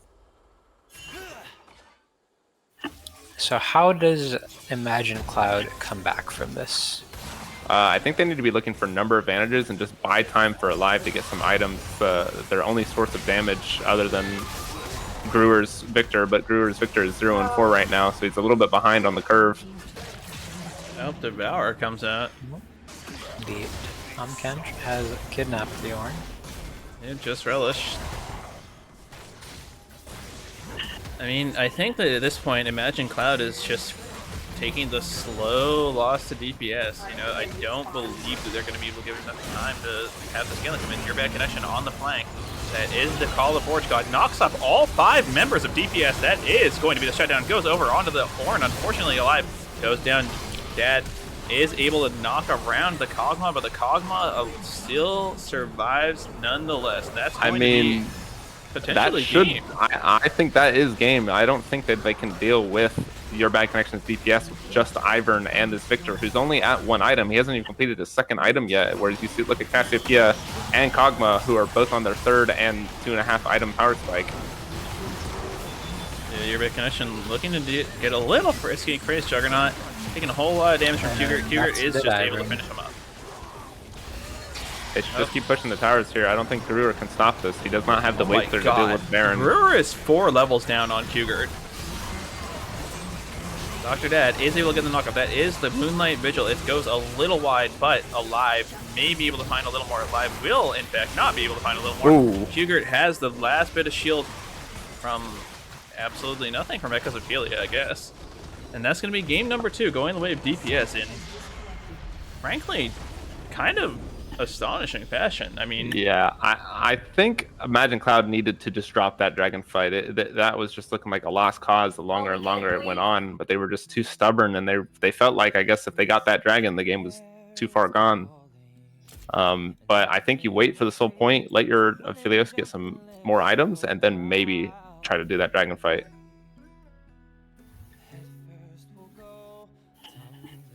Yeah, that game was close until 11 or 12 minutes, and then it wasn't close. That game was close until it wasn't close. Yeah. Well, interestingly enough, Victor and Ornn, highest on the damage charts over both ADCs. I guess this Ornn is just absolutely farming damage on Tahm Kench. I was just a little unfortunate. That game was definitely very weird. Just no carry was getting the kills. It was all going over to the tanks. Yeah, and then the 2-3 minute fight for that dragon. The minute and a bit long fight around the dragon really just did no favors for Imagine Cloud.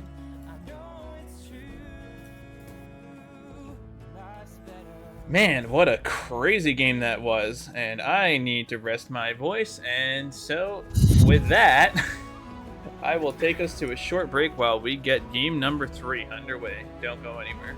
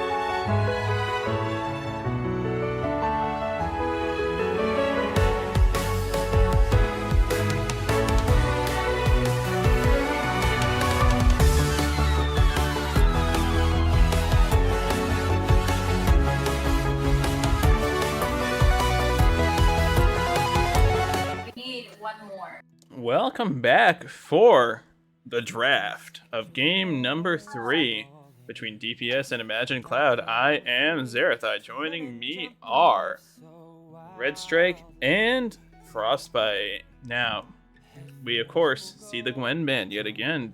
DPS, to remind anyone who's freshly watching, loses 2 bans for having an E-sub in the Gauntlet.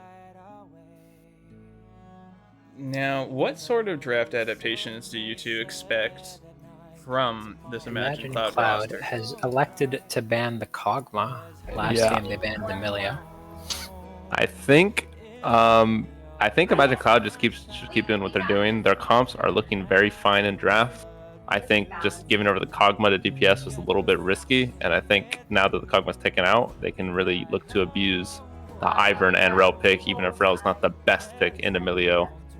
But I'm not actually sure how that matchup goes. It just feels like it want to be good, but I could be wrong. Jinx. Jinx That is a champion. Jinx, Lulu versus Twitch Milio. This is a very different game already. Opting out not to go for Rel. I feel like Dr. Dad is just more successful on playmakers, so I'm a little curious about the Lulu pick, but I guess we'll see. This has to be a Vi angle or a Wukong angle for Jordan, right? I want to see the Wukong that's neither of those champions I just mentioned. What? Yeah, I mean this just gives Imagine Cloud an opportunity to ban those champions, and if they don't have anyone to open up on this Jinx, other than Twitch, who can just get polymorphed, Imagine Cloud wants to also pick those champions, right? Now, to be fair, if Lulu's in range to polymorph Twitch in a team fight, I feel like something is wrong. Yeah, I mean, Maokai's not terrible here. I think Vi would have been. I mean, that could be a Maokai top. I believe both teams need somebody to CC these ADCs for sure. Yeah, I think Imagine Cloud bans either they put Maokai top into the Shen and they either pick Vi or Wukong and ban the other. I think that's what they should be looking for. No. I am not close. I have a question. Do either of you guys know Twitch well enough to know if you can make a clip as long as that entire sequence of fight was? That I have no clue. Maybe get a part 1, part 2. They have a Sejuani Twitch ban here. Sejuani Cassiopeia ban. They did not ban Vi or Wukong, so they are leaving this up for Jordan to easily get. I hope Imagine Clouds goes with Wukong here. I think Wukong's a little bit stronger than Vi. I think Wukong is a bit stronger than Vi, but I think the Vi is so much more threatening in being able to just point and click the Jinx. I think with Maokai, though, even if I can get to the Jinx, Maokai can... Oh, it is a Maokai jungle, actually. Yeah, my biggest concern is... Yeah, okay. I mean... This is just looking like a game for Jordan to really pop off with Wukong or Vi here. If they don't pick these champions, I don't know what's going through their heads. Hear me out. It's River Shen. I was also about to say, I think River Shen is what they think. Oh, my. Rasmus. Yeah, Ramus picked up. That's... It still could be Ramus top River Shen. I think you're hoping against hope at this point. Yeah. I mean, I think Alawi plays very well into either one of those champions, so if Alawi can look for some aggressive plays here, it's going to be very dangerous to push.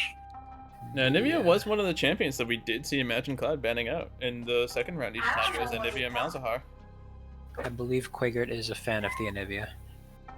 Oh my god. I just don't think Brewer should go with something like the Victor. I think he really needs to look to try to expose this Anivia with the Maokai ganks. He needs something that can allow a lot of proactivity here. And it is LeBlanc. I do like to see it. That's proactive, all right. We'll have to see if Brewer is able to pull it back together on the LeBlanc. Yeah. And with LeBlanc as well, that is a very good champion at getting into the back line and just popping this Twitch. Even if you don't kill him, getting this Twitch down to like 100 HP, he's going to be too scared to go into these fights because he can accidentally get Jinx excited, and that can be a game-changing right there.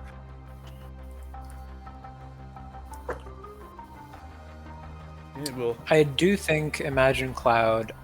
What do you guys think about the draft? I think DPS has a much more streamlined front-to-back comp here, but I think what Imagine Cloud has drafted, it really has opportunity to open up these flanks, and if they can get some good flanks with the Maokai and the Blanc, then they can really get this Twitch out of that fight. And if Twitch dies, I don't see DPS winning these fights, and Alawi having that split push threat, it's going to be very tough for these teams to deal with.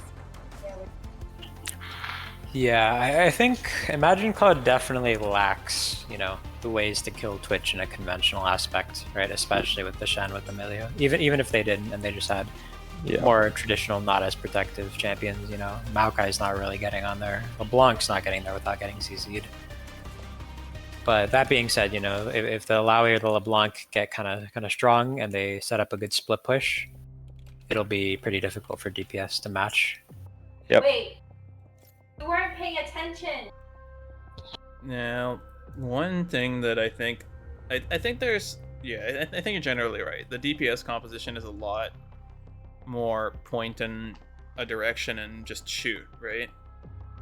I think that it's really concerning, the possibility for Imagine Cloud to just be able to shore up the Jinx, and if I don't know, like, can the Jinx actually rip through a Rammus or a Shen and get the reset? I think LDR on any AD carry, I think, can get through tanks pretty reliably, and as long as they're preventing Rammus from taunting the Jinx, she should be fine. Or if Jinx just takes cleanse or Lulu takes Mikkel's, I really think this is going to come down to, can Imagine Clouds get these flanks that are going to be desperately needed to make sure that they get to this Twitch? Because if you take out both AD carries here, if they both can't play the game because they're both almost dead, I think Imagine Cloud's team has a lot more damage on their side, and they don't really care about the tanks on DPS because Shen and Rammus are purely for that Jinx. Those two picks are not for anything else. Yeah, I think if Imagine Cloud are playing a way in which Anivia is able to do anything, then they're already playing badly. Because they're just playing into DPS's strengths of, like, letting DPS kind of corral where and when the battlefield is. That's just how Imagine Cloud loses. We do have one more caster joining us, I believe. Hello. Well, calling me a caster at this point is a bit much. I'm just vibing to watch the lobby has broken. the chaos.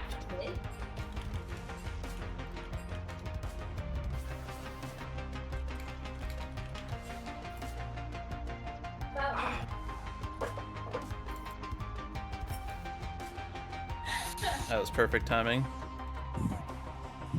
Okay, the chaos is unfolding, but we are persevering. All about. We're all friends here.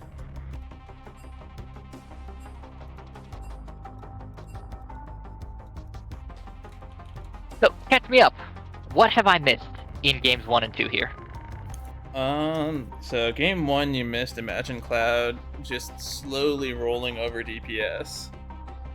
And DPS just kind of playing a really strange, like, very final fight where they decide to go on a journey to chase down a Camille, or not a Camille, sorry, an Aphelios with I believe it was a Gwen and a LeBlanc and an open Nexus that they were trying to defend, and they were not able to defend that open Nexus against the Gwen and LeBlanc.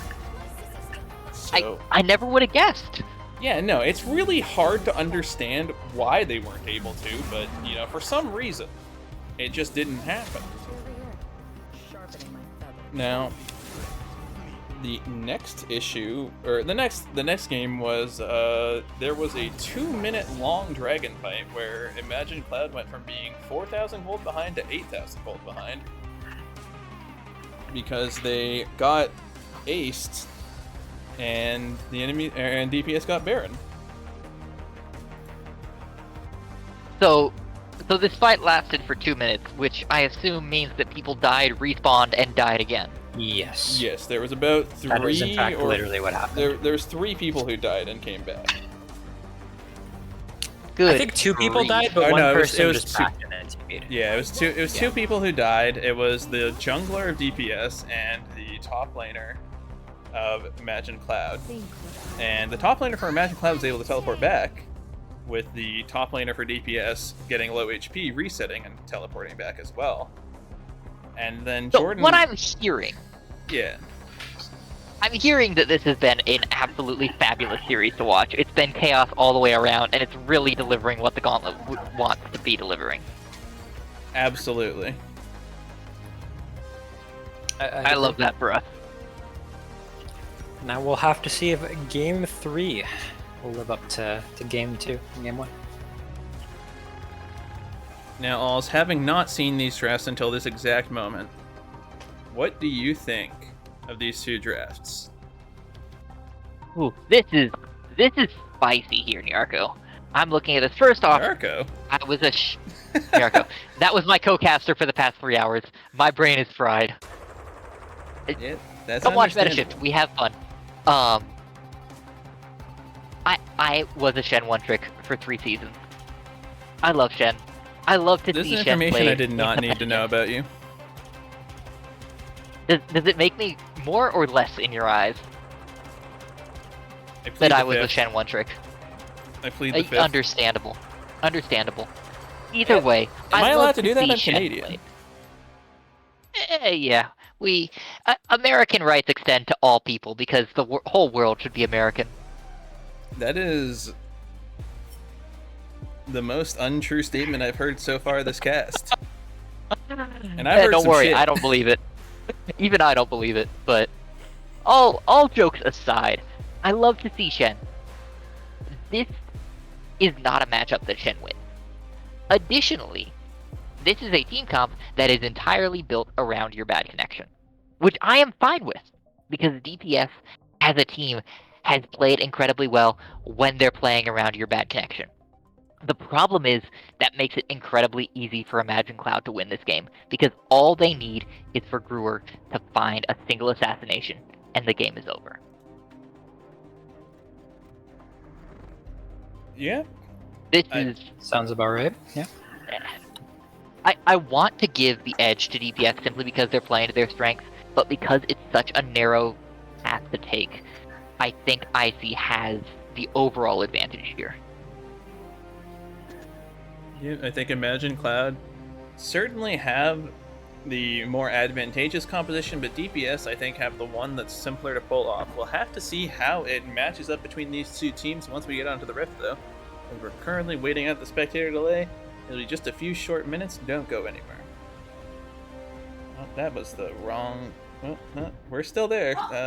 There's intermission.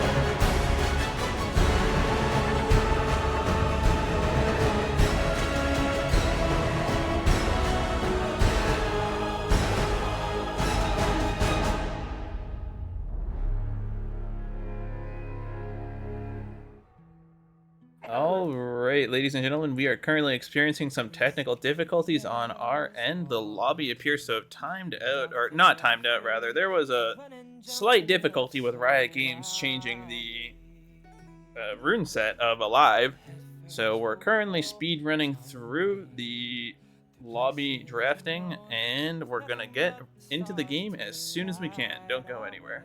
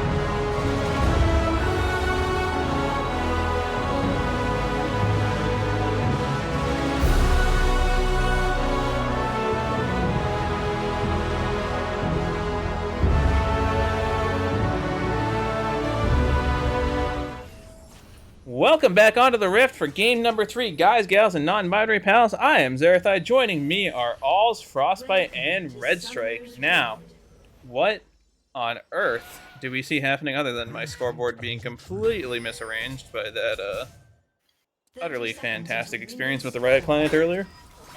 I have that as well. The stream dropped Seems for like me. Jinx has opted for the Cull, whereas Twitch has Doran's Blade. I believe the same happened last game, on different champions, of course, but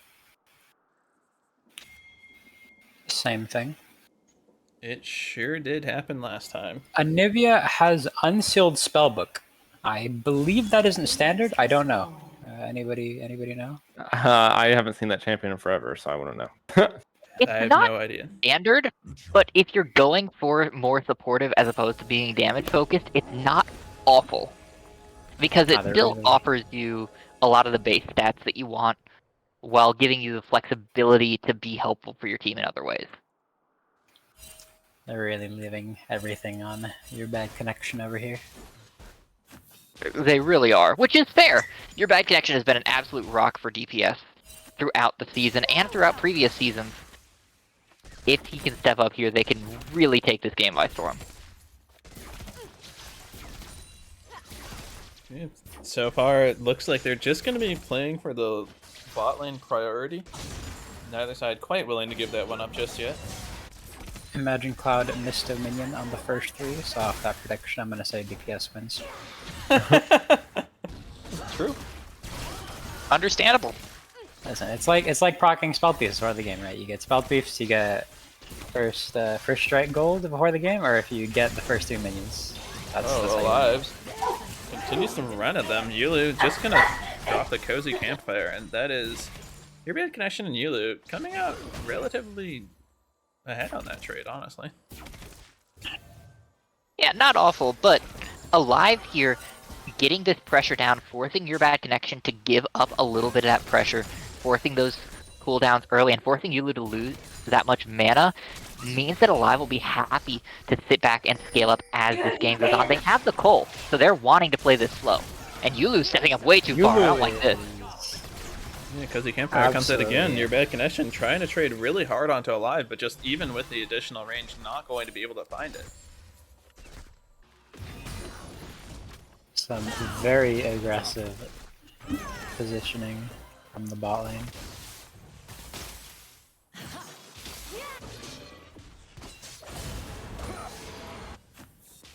I'm a little bit surprised by how passively Just Relish has been playing this top lane.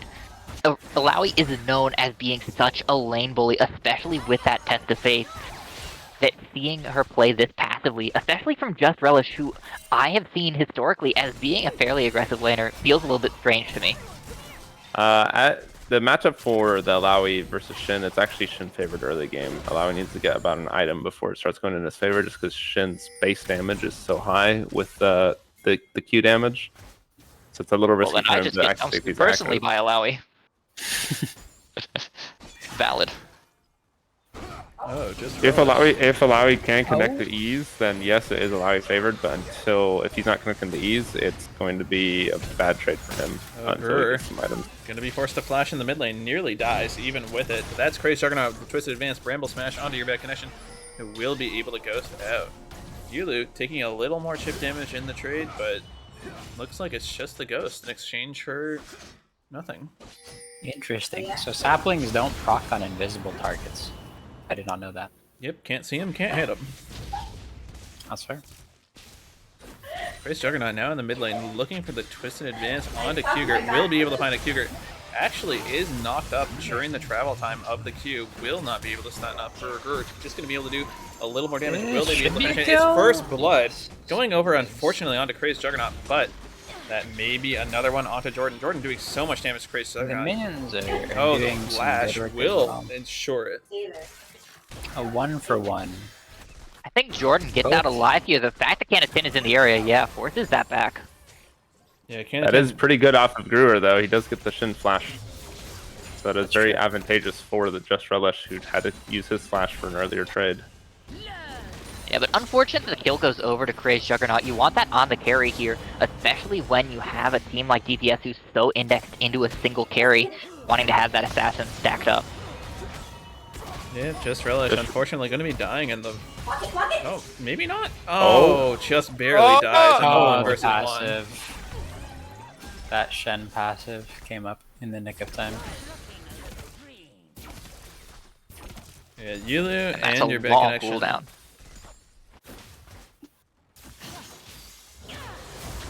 Tigert ticks over 6 and immediately uses it to just try and get a little bit of chip damage onto Grur. I mean, this is how you'd expect this lane to go, yeah? So LeBlanc, not exactly the most Jordan? threatening until you Oh board it. my gosh. Oh my god. That The Riot Did client not was need to really be that like, close. hold on. That is a flash twisted advance. Tigert gonna be taking a whole lot of damage. The sapling maybe just enough to heal. Autos. Oh, no, my Quaker gosh. autoed a minion. The fleet footwork heal. Oh, he autoed a saves minion. Grur by so Oh, little. no. 15 health. If he at the didn't end there, auto the minion. Oh my god. The score That is now is- 2-2. Who That is do you think very unfortunate. is currently happier with this game state?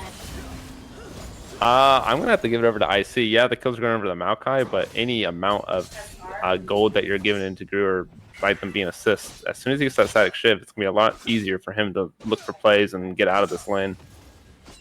Yeah, I'm in agreement. Despite how much pressure Jordan has put into this mid lane, Gruer hasn't died, and Qgert has not gotten any of the gold from those kills. So this is a big win for that squad.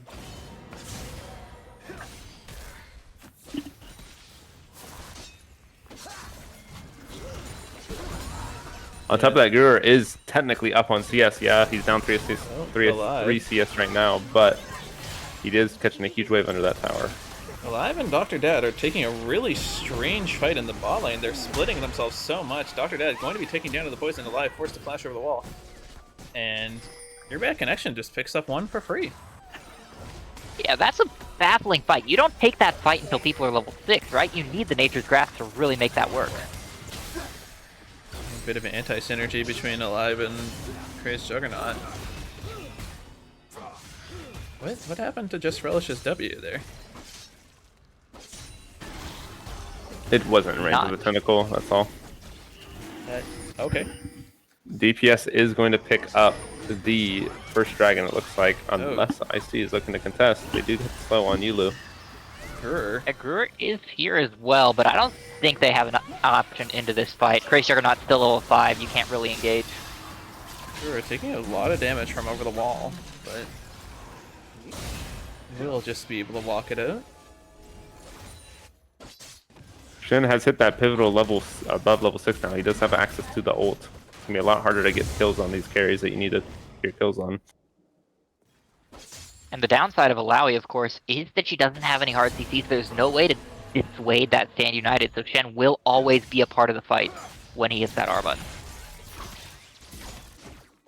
Yeah, unfortunately for Imagine Cloud, all they can hope for is just Relish to be, you know, sufficiently far ahead in this game that Shen pressing Stand United while Just Relish is anywhere on the same screen means that Shen arrives at the fight with 200 or less health. And it just doesn't seem like that's quite happening here. No, Canotin doing good jobs in these trades, although Just Relish has the Sheen now starting to be a little bit more relevant.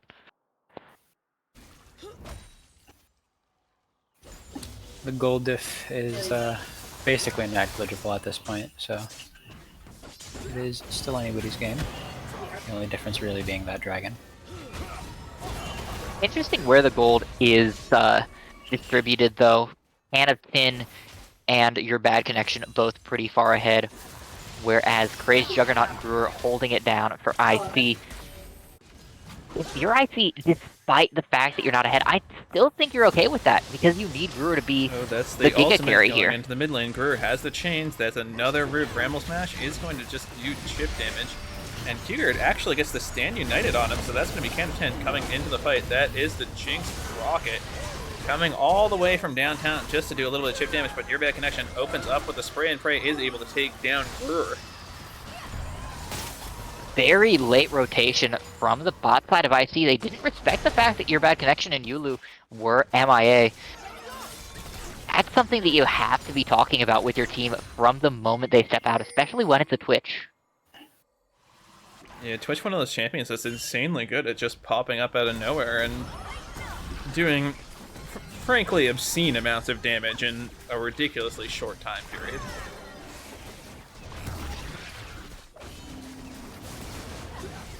Yeah, and with that kill, they're going to secure the Herald as well. The pressure now mounting on IC to start calming down and taking this game back, because it feels like DPS has hit a little bit of a groove here. They're finding kills, they're rotating around the map better, and IC seems to be floundering. Yeah, Imagine Cloud really struggling with keeping themselves in charge of the tempo. They're currently, you know, just slowly farming up, but I don't think that's going to be enough into this composition, and I think that they need to be able to find more plays than just, you know, trying to land the chains on a Nivea, right? You have to be able to find plays onto the Twitch, shut him down, make sure that Your Bad Connection isn't able to play this game freely. They did a good job in the bot lane. Your Bad Connection is down nearly 20 farm. But the 2 kills, the fact that Your Bad Connection was able to get out of that lane, not just alive, but a little bit ahead with those kills, really needs to be really careful here. Chaos. Yeah, this is dangerous. Dead. Not quite. Nature's Grasp is going to save him, but still, that's not the trade you needed. Now, Red Strike and Frostbite, if you guys are Imagine Cloud right now, where do you think you're looking to try and prevent this lead from snowballing? Like, where are you going to try to make the play to win the game? I think it has to be bot. Oh? I think it's actually through mid here, just because the Rammus is going to be putting a lot of focus on keeping the Twitch alive, and that 3v3 is not in your guys' favor right now. So if you can try to get this LeBlanc a bigger lead once she starts building these AP items, the burst on Cougar, because he's been overstepping a few times, can really start to put a lot of gold into LeBlanc once she hits a little bit more AP, can actually complete the burst on them and stop the Stand United from going through. Brewer looking for the dive in the top lane. He's going to be able to find Can of 10, but not able to finish him off. That's Shroud. That is unfortunate. That is not going to take another deception in. Yeah, that's a big help for Just Relish, though, just to get Can of 10 off that wave and make him lose that wave. Yeah, he has TP up, but he should lose at least half that wave before the TP is completed. In exchange, though, Cougar picks up 3 plates in the mid lane. Look at this TP behind. Relish might be dead. Yeah, Relish is super dead here. Jordan shows up just to make sure it's true. 2 taunts finishes up, and nothing for Just Relish to do in this game.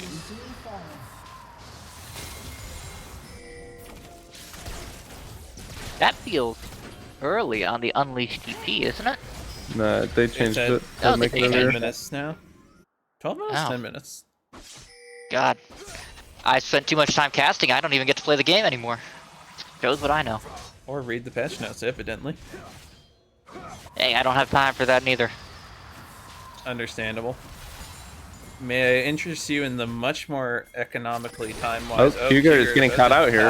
Mid lane. Cougar flashes directly into Chris Juggernaut. You hate to see it, the flash. Might buy a whole lot of time, though.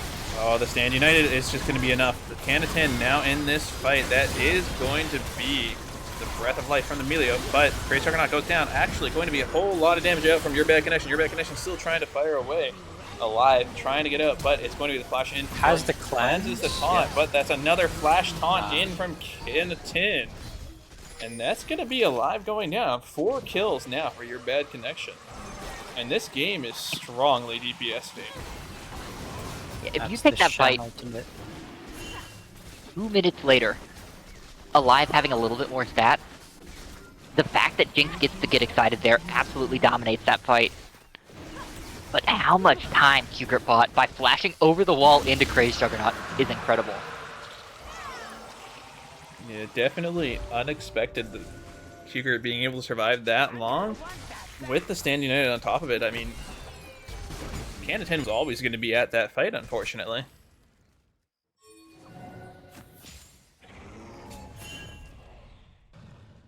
The upside for IC is that Just Relish did get first power gold, and as Just Relish starts getting more and more items, that she'll be a prominent threat in the split push. So they do have to be careful and make sure that they keep Just Relish. Look at how much Just Relish absolutely pounded the clone of Shen and did 0 damage to Canatin. I mean, for right now, Just Relish, all they have is an Iceborne Gauntlet, but as soon as you complete that Black Cleaver, it's going to be really shutting through Canatin's armor, and Alawi will start becoming a split push so that you cannot ignore.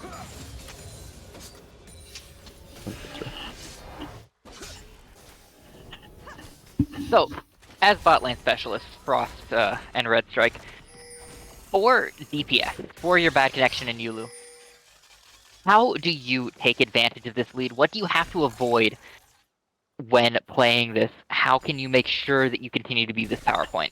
I mean, honestly, I don't think you avoid anything. I think with what Twitch has right now, you take every fight you can. You know your jungler's going to be around you because that's where Jordan should be playing, and you just take as many fights as possible. Jinx can't keep up with the DPS of a Twitch with ult right now, so as long as you have Twitch ult, you should be safe to go. They don't have the same kind of CC that that DPS has. Yeah, as long as Twitch has ult and LeBlanc isn't getting a flank angle, DPS should win every fight. At this point in time, this is a very fed Twitch.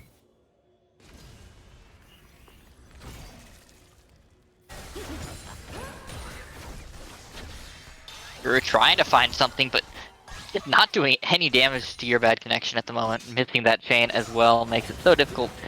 But if that had hit, that could have been a window, despite your bad connection having the Milio around, despite having the spray and pray. With 4 members there, maybe IC could have done something.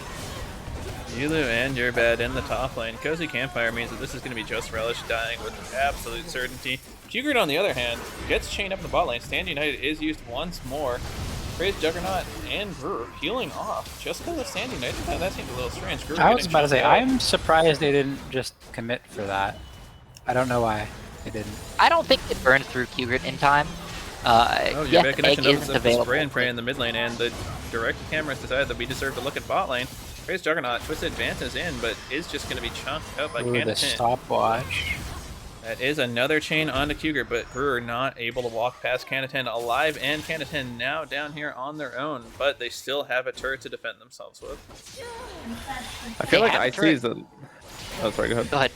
No, I go was for it. saying, I feel like IC's a little lost right now. Like they are trying to go for these plays, but they're just not working out for them. And DPS is just constantly picking up advantage after advantage. Like they're pushing tier 2 mid right now, and you guys wasted so much time trying to kill an Anivia Shin. Those 2 champions are very hard to kill just because of what they can do and the dashes and walls that they can create. And this is an Anivia whose job is not to be a carry. She's 0-3. She's building a Rod of Ages. She's not going to be the threat. Her job is to put walls and flow fields down to keep your bad connection safe. There's no value in putting her any further behind. Yeah, and I Yeah, think if it's Imagine Cloud don't just kill this Twitch, they lose. Jordan maybe caught out in the top side, is going to be able to use the ultimate to get away though. That was an insane ultimate range, by the way. What the heck? I thought that scaled with was movement boosted speed by and she going was over the wall. slowed. It's still boosted by going over the wall. As long as you get more than halfway through, you get pushed out to the opposite side. Really? It's one of those? That's crazy. Just Relish. That's the same for every movement speed, for every movement skill. Alright, see, this is... I've seen this in solo queue, but... I don't understand why you Milio W so early there, because all Just Relish sees is this Milio W rapidly moving across the ground, and you just know Twitch is right there. It didn't matter, of course, but you know, definitely gives them Also, an that's not- indication. I just want to hit on the fact that is not true of all movement skills. Rel W doesn't work like that. Rel's not a real champion. Holy! I don't think Lucian's E works like that. Actually, I know Lucian's E doesn't work like that. Alright, Jordan is taking precisely 0 damage from Alive at this point in the game. Alive. I think I saw a couple of single-digit numbers. I mean, they keep starting these fights on Jordan, and it's not who you want to start these fights on. They gotta find better flanks. That is not getting onto your bad connection, but your bad connection does not care at all. Stand United is so incredible. That is going to be Alive going down. Flash out from Dr. Dad. Brewer is able to finish off the Emilio. But that's another kill going down. Just Relish teleports in the fight to just die instantly. And now it's probably going to be Brewer going down. One auto attack over the wall from your bad connection seals the deal on that one. And it is 3 for 1 for DPS. I'm not gonna lie, this is looking dire for IC. Like, that is a very fed Twitch, and they're just not gonna be able to deal with it. They don't have the capabilities to do it, and DPS's team comp is just a lot easier to pull off. Yeah, Brewer has not found an angle ever. Yeah, that fight Brewer was trying to, but the chains kept on hitting other people. Even if Gruber finds an angle, I don't think he has the items to pop this Twitch right now, and this Twitch is going to pop everyone. He's adding 2-item power spike. Ooh. Is there any way for IC to come back short of a DPS throw? That's the next question. I think they have to look for number advantages, but that's even hard just because you have the Shinnel. So their only hope right now is wait for the DPS to make a mistake or try to find some massive number advantage without losing absolutely everything on the opposite side of the map. Yeah, I mean, I think at this point in the game, you have to be looking for some kind of crazy, like, 4v2, 5v2 onto the Twitch Melio. But I think you'll never be able to get it because Canopin is always going to have to stand United up. And Jordan, as was mentioned earlier, Jordan should never be playing to a different part of the map than the Twitch Melio. So it's just getting really hard. And oh my, Just Relish is just losing trade against Can of Tin. The extended trade is slowly going Just Relish's way, but Can of Tin is able to dash away the moment the ultimate comes out. So it's net neutral again. Took the entire duration of the ult just to burn down the quote. Just Relish is struggling so far behind. Not relishing this one.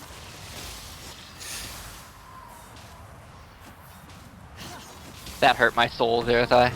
Listen, Nyarko can't be here, so I gotta do it for Nyarko, right? Oh yeah, that's right. You know Nyarko. You're used to me saying things about Nyarko. You can't even blame me for accidentally calling you Nyarko. No, I'm totally used to it. Alive is dead. Alive is very dead. Yeah, Alive is unalived incredibly rapidly. And, you know, Just Relish is losing a 1 versus 1 again. He's getting closer to even than it was, but still not at that point yet. Yep, this is and not even close to the... Ooh. I mean, I think this Baron going over uncontested just means that, you know, it's no longer in IC's hands, right? I think that DPS have to be the ones to snatch defeat from the jaws of victory to make this an IC win. Especially with them being on Soul Point, about to get that Mountain Soul, and that Twitch is going to become twice as hard to kill. Yeah, because there's absolutely no way that IC can reasonably contest that. 2 minutes is not going to be nearly enough for Brewer or Alive to get enough damage to contest your bad connection here. Yeah, I think that, you know, if they can find some absolute psycho angle onto your bad connection, it's still possible to win a fight. It's so hard. It's so hard, and it really relies on DPS outplaying themselves. At the risk of being smited by the BTL gods, how hard is Imagine Cloud praying for a disconnect from DPS right now? That happened game 1, by the way. Well, I was thinking of, what was it? The Week 6 series, where Yulu lost power for the entirety of the series. Halfway through game 1. It wasn't halfway through. It was at the very. I think it was at the end of game 1. Yeah, it was the very. Like the game was already literally. over. It was the last Oh, fight, okay. and I already killed both their tanks before they DC'd, so it was a 5v3. They had no chance. They had no chance. Okay. Yeah, your bad connection gonna be chunking. Oh yeah, out the this Syndrome turret. mouse death was unfortunate too. Last series. Yeah. The Cinder DC, and then we had the same thing happen in the first game, count to 10 on Camille. Just disconnected in the top lane and died. I will say, I'm not hating this from Just Relish. Yes, you're super far behind, but being willing to let your 4-man try to hold up long enough to get some objective bounties here. This is going Try to to be rotate around and catch them out. the ultimate onto Cannon, but Cannon is just so tanky. I mean, he has 4 levels and 3 levels up on his. Just Relish looking for the trade. Not going to be able to do a whole lot. Will threaten Jordan quite a bit, actually. Cozy Campfire the heal is Lulu plenty. keeps Jordan in it, but That being said, the fact that they tried to 2v1 can of 10 over here, and this man is. Sorry, this man Cannon is. does This man not can care 1v5. at all. This man can 1v4 everybody. If Alive is not there, this man is not gonna die. That heart steal Jesus. proc was healthy, right guys? Yeah. Taking half a Guru's health with a single auto. That's reasonable. Yeah, We like that in our video games. Yeah, absolutely. I mean, listen, this is a video game where static Shiv exists, so honestly, Okay, valid. I feel like it'd be insulting for Cannon to not be able to auto attack Guru for half their life bar. Yeah, valid. That is going to be Mountain Soul taken by DPS. Absolutely no contest available with everyone rotating down to kill Just Relish anyway. That's a lot of extra tank stats on your bad connection. Makes it even harder to kill this Twitch. The hope is draining, folks. Yeah, I mean, honestly, I'm surprised that with the Mountain Soul stacking up, your bad connection goes for the Gwynsu's rather than a Trinity Force. Imagine if your bad connection has Trinity Force and Titanic at this point. That is a very hard That's kill terrible. Twitch. That is. I hate that. That build is so bad. That build's so bad. Listen, that build is so troll, but it's so actually bad. statistically good. No, it's so bad. I hate it. Are we playing League of Stats now? Well, I mean, it's statistically good in the sense that it performs well, and it's good enough to have made it onto that. Who's that guy? Reptile 9 lol. You have a Shinnle and a Remisol. I don't think you need to be tanky. I think you're good. Just go full damage. Yeah. That's true. When he's the only like major damage source on the team. Oh, Alive is dead again. Alive has to flash immediately, cleanses absolutely nothing at all, and dies. And that game. should be GG. Yeah. Great Juggernaut. Honestly, just leave the alloy. Just ult in. Yeah, Cannon has actually. See, okay, almost the lost moment this. Just Relish gets his Black Cleaver, that's when Alloy It's wins. just too late. It's too little, too late. They are busy Greer ending with the the game. forbidden item is able to clear the wave. Oh But man, they're losing Cannon us. just barely wins the 1 versus 1 by killing the tentacle rather than the Alawi. Great Juggernaut gets the W onto your bad connection, but has no Bramble Smash to follow it up. Your bad connection takes a lot of damage from Alive, but has the ultimate one more time. Alive goes down, your bad connection. Stopwatch is up, goes golden, and the game goes God. That should be game. Yeah, I mean, that was just a really clean outplay by DPS. The only one to die would be Anivia and 1 death on Yulu. They just could not get the kills where they needed to get the kills at. Do they take down Dr. Dad at the end? Looks like, yeah. Unfortunate for IC. Felt like Well, that they was had a chance. They threw that away. They did. I felt like IC played pretty well for game 1 and game 2. The third game was just a little tragic for them. I think they lost their footing after the loss in game 2.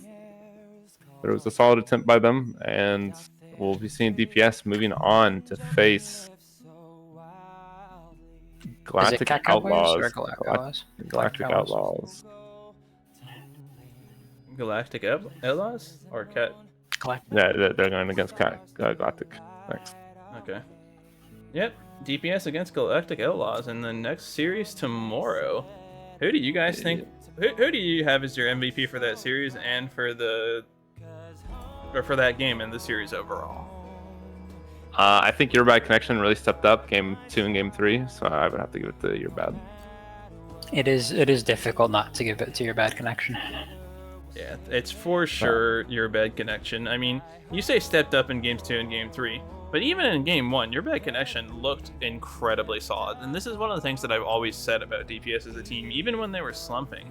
Your Bad Connection has always provided a bright spot where they'll find incredible plays that, I mean, frankly, no one else in this league, I think, would look for. That's fair. They've been fearless for a long time, and last season we saw that work against them a fair bit, where they would overstep, they would get punished for it. But this season, it feels like they're not the ones that Your Bad Connection isn't getting punished. They are better at understanding where their limits are and playing right up against it. Alright, do you want to abuse your powers to bring Your Bad Connection into this call? I have to go before the interview, but GG's everyone. You got any questions for us to ask? No, I don't. Very well. Thank you for joining us for the cast, and we'll see you tomorrow, Frostbite. Yep. We will feel Your Bad Connection here for just a quick chat. Not too long. Not too long at all. Assuming that Discord will play nice. Here we go. Hello. Hello. Hello, sorry for kidnapping you here. Fine. I already knew you were gonna take me because I just heard you in the stream say we're gonna kidnap Your Bad Connection. So That's true. This was mentioned. So congratulations on the 2-1 victory.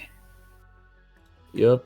Thank you. Was looking a little spooky after game 1. Not gonna lie. That's true. The mentals were good though. Clearly. Yes. Yeah, really good bounce back after the game 1. Just had to draft captain 2 games in a row. So, any questions? Oh, Zarathai? I do have the question of what was it? Was it your call to draft into a just like protect the Uzi style composition for game 3? I literally made everyone play every single champion you saw there. I didn't let anyone choose what they wanted to play. Hell yeah. That's what you gotta do to win. That's what you gotta do to win. Sorry, man, but you're on Shen duty, you're on Cassiopeia duty, you're on Sejuani duty. Does this include, for example, the Tom Kench game 2? Yeah, I instant like that. Really? That does not seem like a champion I'd foresee you picking, I must admit. Hey, man, I gotta live. I'll take any tool that keeps me alive. That's true.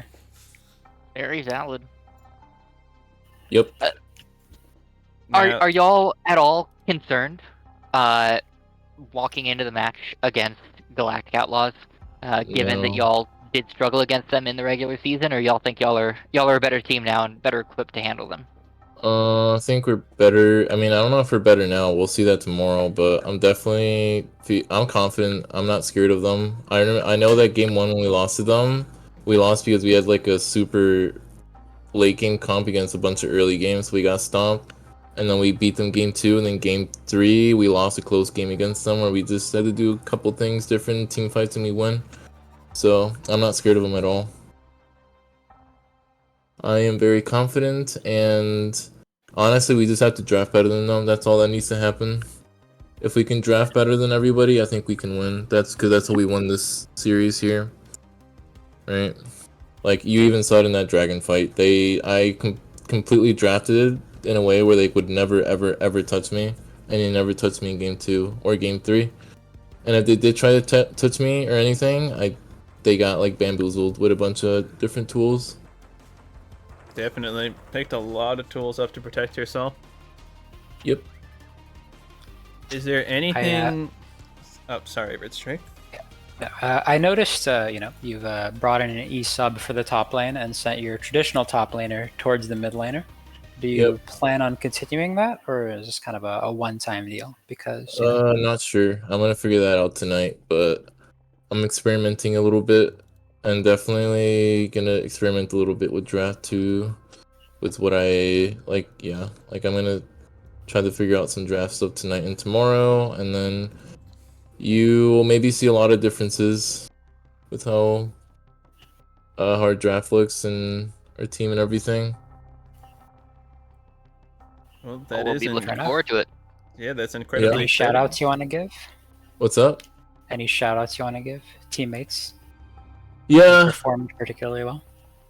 Shout out to Jenna for having a good Jana gaming game too. Shout out for Jordan for being really good at doing her role, right? Like I think she's a fairly aggressive player, and I had to kind of limit that a little bit in order to be able to accommodate myself and my playstyle. Essentially, like I kind of had to like make the game revolve around me, and so like shout out to everyone for kind of dealing with that and just accepting their roles, right? Because it does suck when you're on Tompkins duty as a top laner. It's unbelievably boring, and like I told him straight up, your whole existence this game is to press on me. Nothing else matters. I do not care. I don't know about that one. Tom Kench was doing quite a bit of licking on his own. No, I know, and that's good. But I picked him not for like lane or anything. If he got counter picked, he got counter picked. I just needed to stay alive. So shout out to everyone for putting up with that. And yeah, and shout out to my friend who subbed in last second. He doesn't like playing League, so yeah, shout out to them too. And yeah, honestly, I think tomorrow's gonna be easier because I'll have 2 bans in the first phase. It was unbelievably hard to draft this series with just 1 ban in the first phase because there was so many things I wanted to ban that would have made the series a lot easier. So fair enough. What we're looking for. What were you saying?